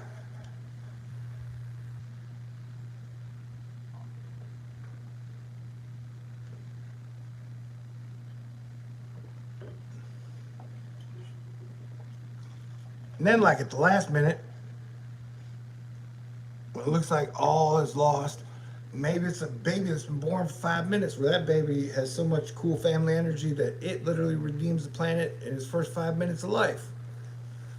I don't know. You don't know. There's a lot we don't know. And I've been talking to y'all while drinking liquor and alcohol for 3 hours and 24 minutes.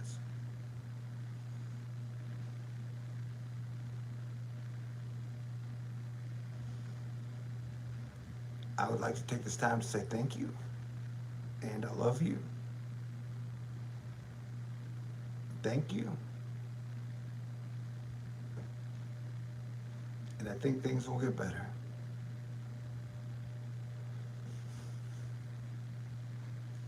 But I understand if we hit the spring and it's, you know, if the virus is still fucking. Okay, because look, if when the virus gets really strong, like we've seen in New York before, in India or Texas, or that when the virus does explode, that when you get a bunch of people sick at once, they have to shut Starbucks down, they have to shut airplanes down. Like if you get everybody sick at the same time, can't handle it.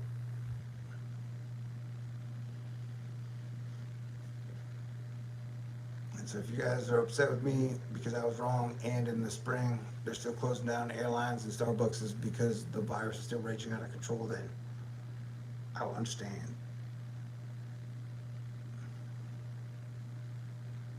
Yeah, the next fucking 2 weeks are gonna be super duper dark, death crazy.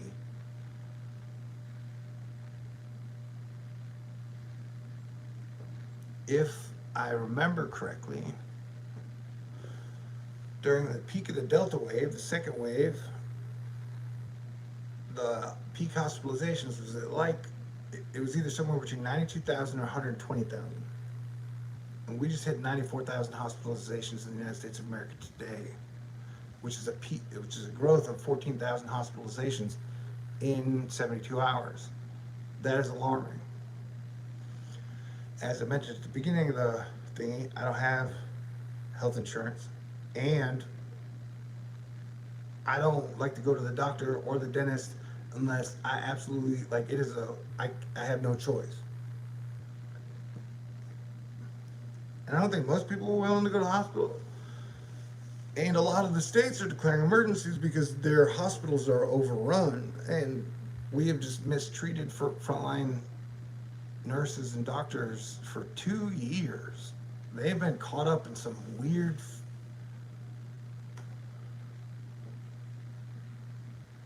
Ay, caramba.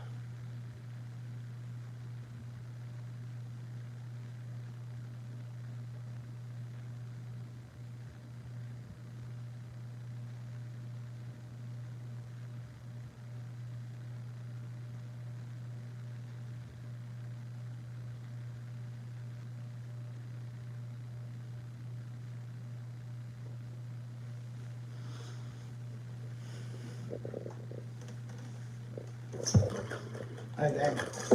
Oh, shucks.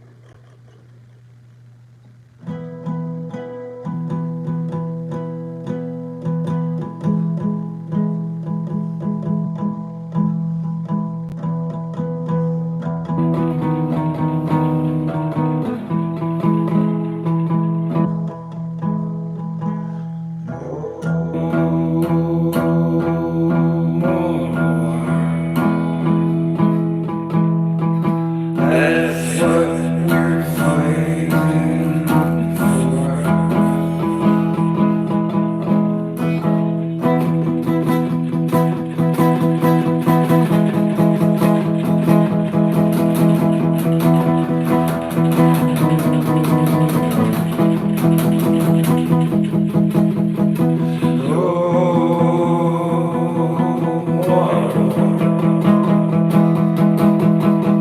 That's what we are fighting for.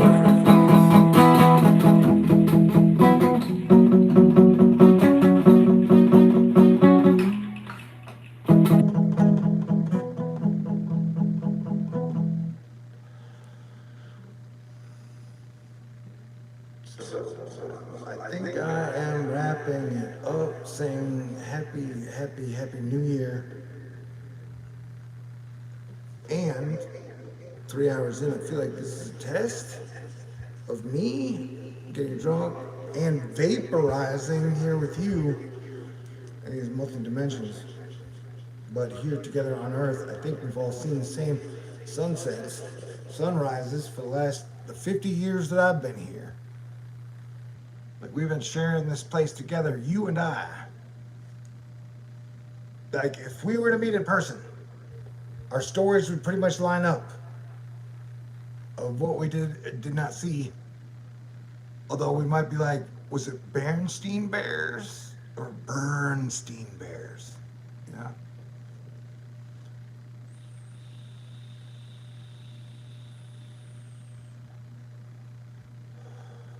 Yeah, peace on earth, wedding cake. So yeah, there's been like a period of there have been a lot of breakups since 2015. Lots of people, power couples, energy shift, vibrations moving, things happening. So it feels like the last 6 years have definitely been about like relationships breaking up or ending. And so now we're slowly going to be gravitating towards good new relationships forming. Where if we are headed into the roaring 20s, you will see a burst of marriages, people having relationships where they date for longer than a couple of weeks. Like you will see in a roaring 20 scenario, you'll see a burst of reconnections. People finding soulmates, if you will. That is on the roaring 20s table.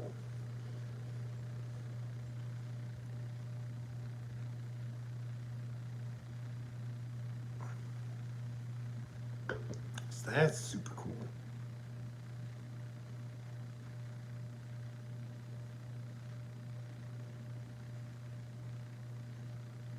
And I've always had a goal to be a cool couple.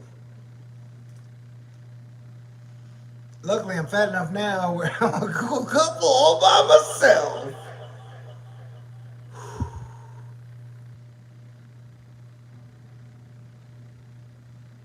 So I got like the one voice in my head going, dude, you are wasted. You are making a fool of yourself. And I've got the other voice going, oh, you're doing fine.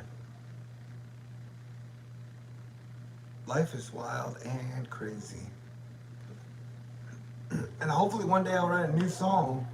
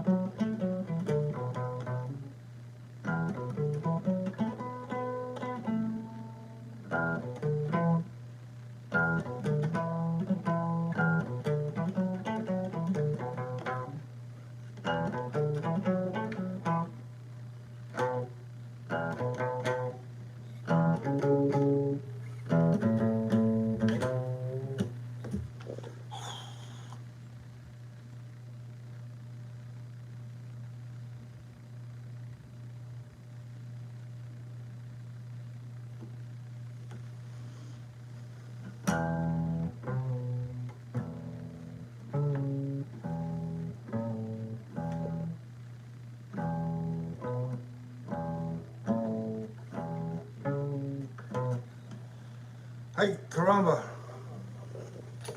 Okay, I think I now want to be a little guitar-y. Wait.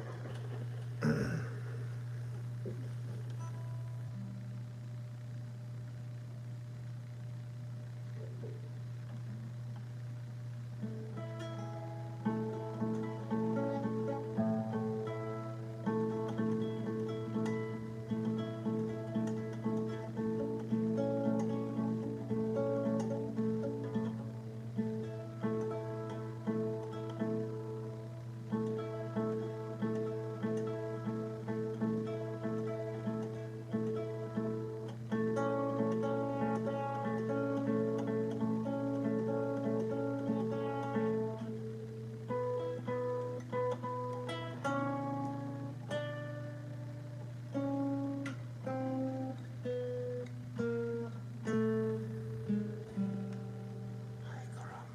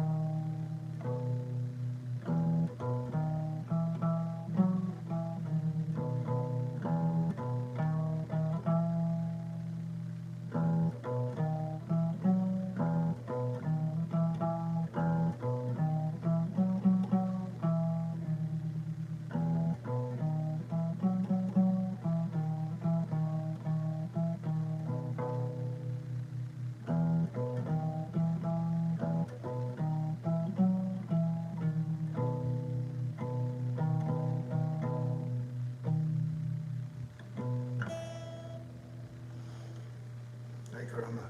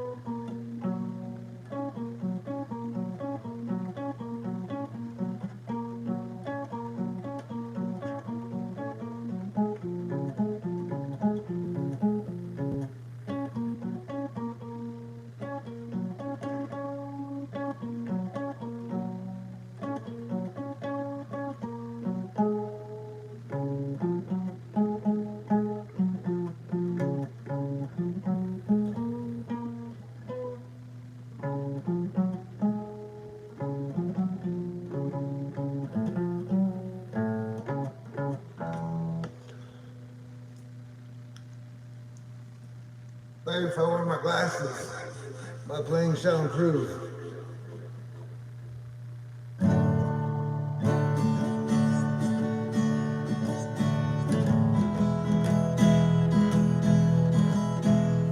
Happy New Year. I'm so glad you are here. Look how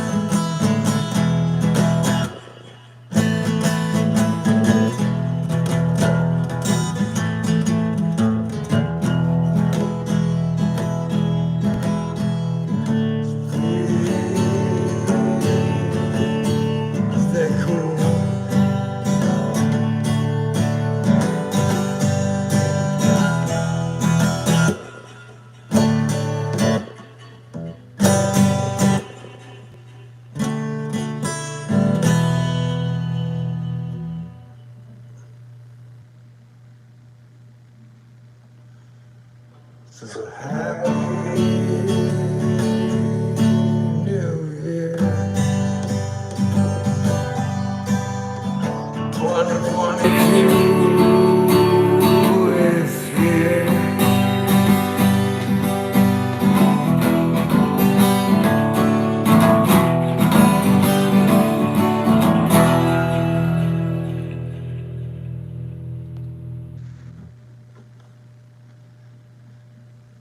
So happy New Year. Said happy New Year. Oh, 2022 is here. You seem pretty awesome and super duper extra badass. If we're in and out here, super rolling bad guys show up, I think we'll be okay. Cause bitch, you're pretty tough.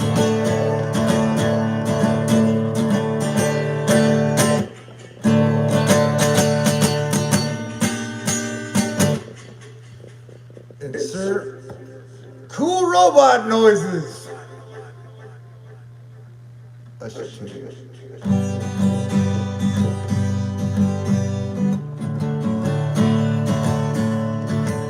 So let's all get attuned to something pretty new. Let's all get into something pretty cool, super awesome, and new.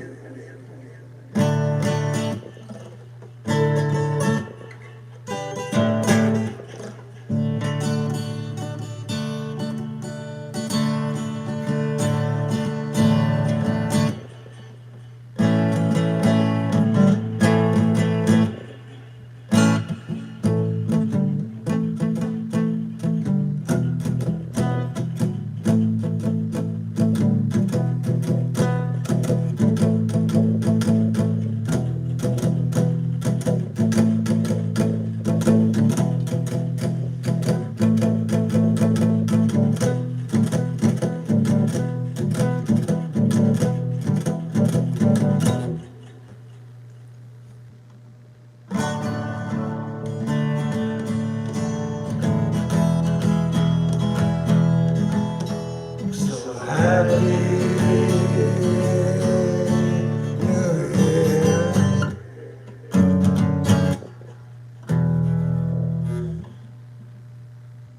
Where do we go from here?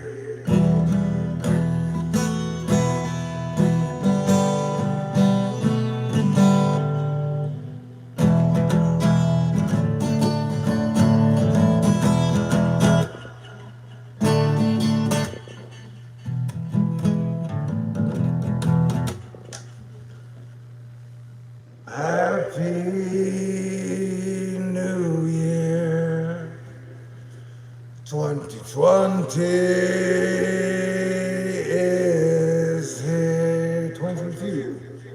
Fucking screwed up the math. I said the F word again. Happy 2022, y'all.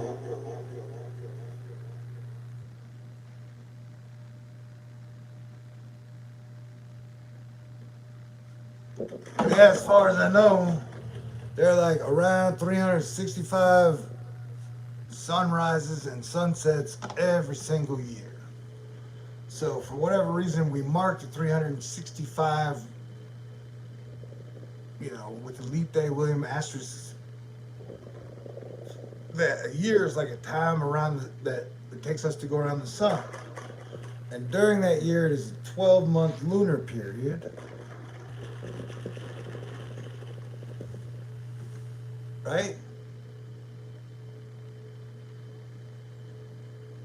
So that in the 1 year unit of time, even as a human being, seems like an important or interesting unit or metric to use. 365 days. So the fact that we have gone over into a new year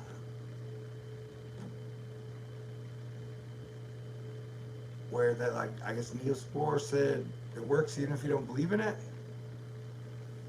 So a changeover of a whole new year, like a whole new year is definitely a whole new thing. Like every year has different flavor. Now I'm preaching to you like an old man, like, bitch, I've been around 50 years. I mean to call you bitch, dog. I love you. What I'm saying here is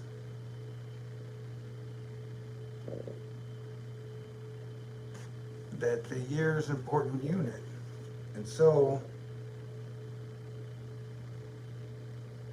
we restarted the whole year, and the next screenwriter in me always looks at holidays. No matter what, the holidays that come around seem to have decent marker points for whatever your year is going to be. And so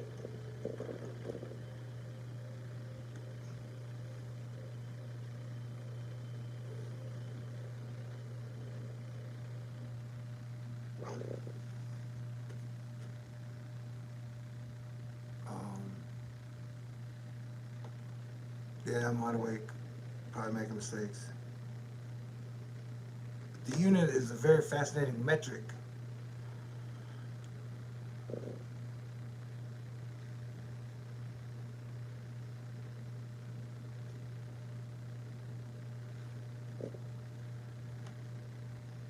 And so in like 12 cycles of the moon, you also have the like 12 to 13 constellations.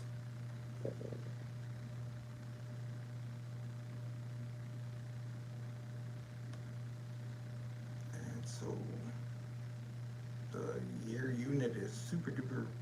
Remember, I just turned 50, man. And so I've been having to deal with the mental of what does that even mean, bro? But units are a thing. And so if it's like a video game, you get a badge, you're like, whoa, you made it 50. What does that mean as an American in 2022? We're figuring that out together. And I'll definitely stay cool, bro. Everybody knows how to act proper.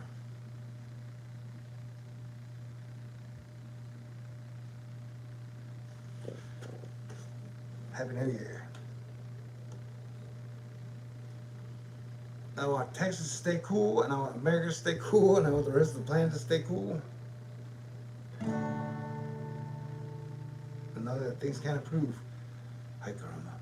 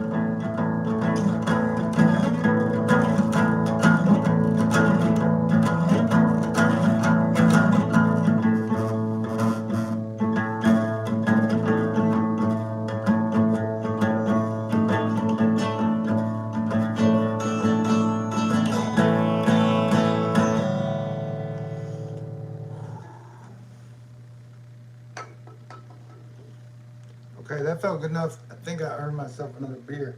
Remember, I ain't driving nowhere tonight.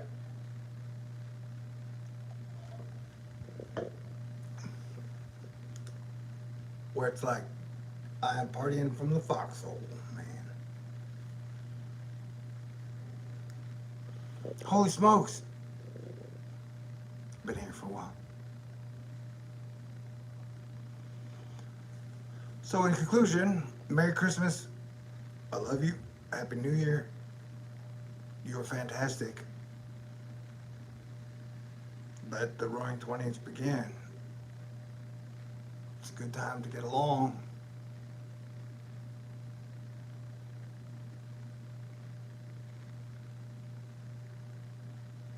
But like what the lighting bulb moment would be that would make people be like, hey, yeah, now's a great time to be like, let's put aside wars that were started hundreds or thousands of years ago that have never been solved.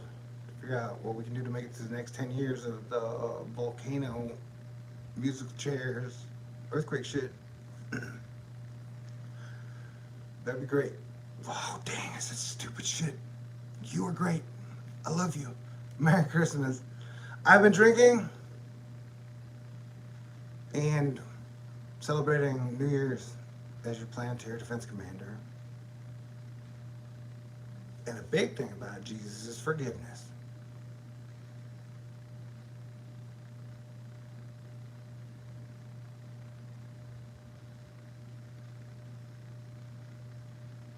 We're all sinners and we should kick ass at all the second chances the universe gives us.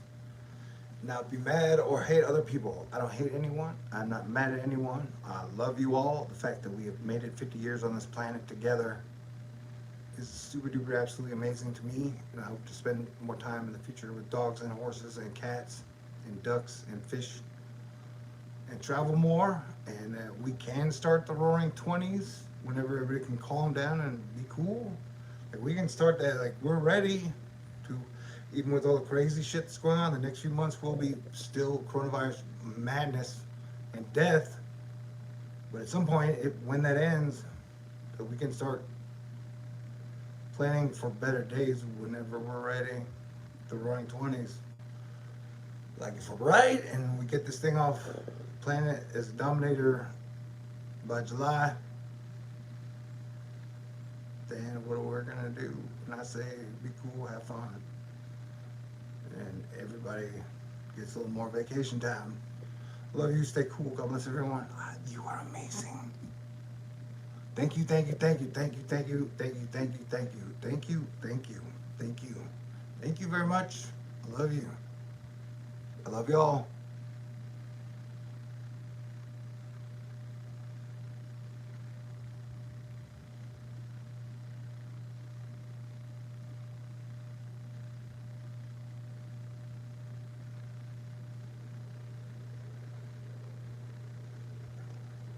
Peace on earth and goodwill to all men and women.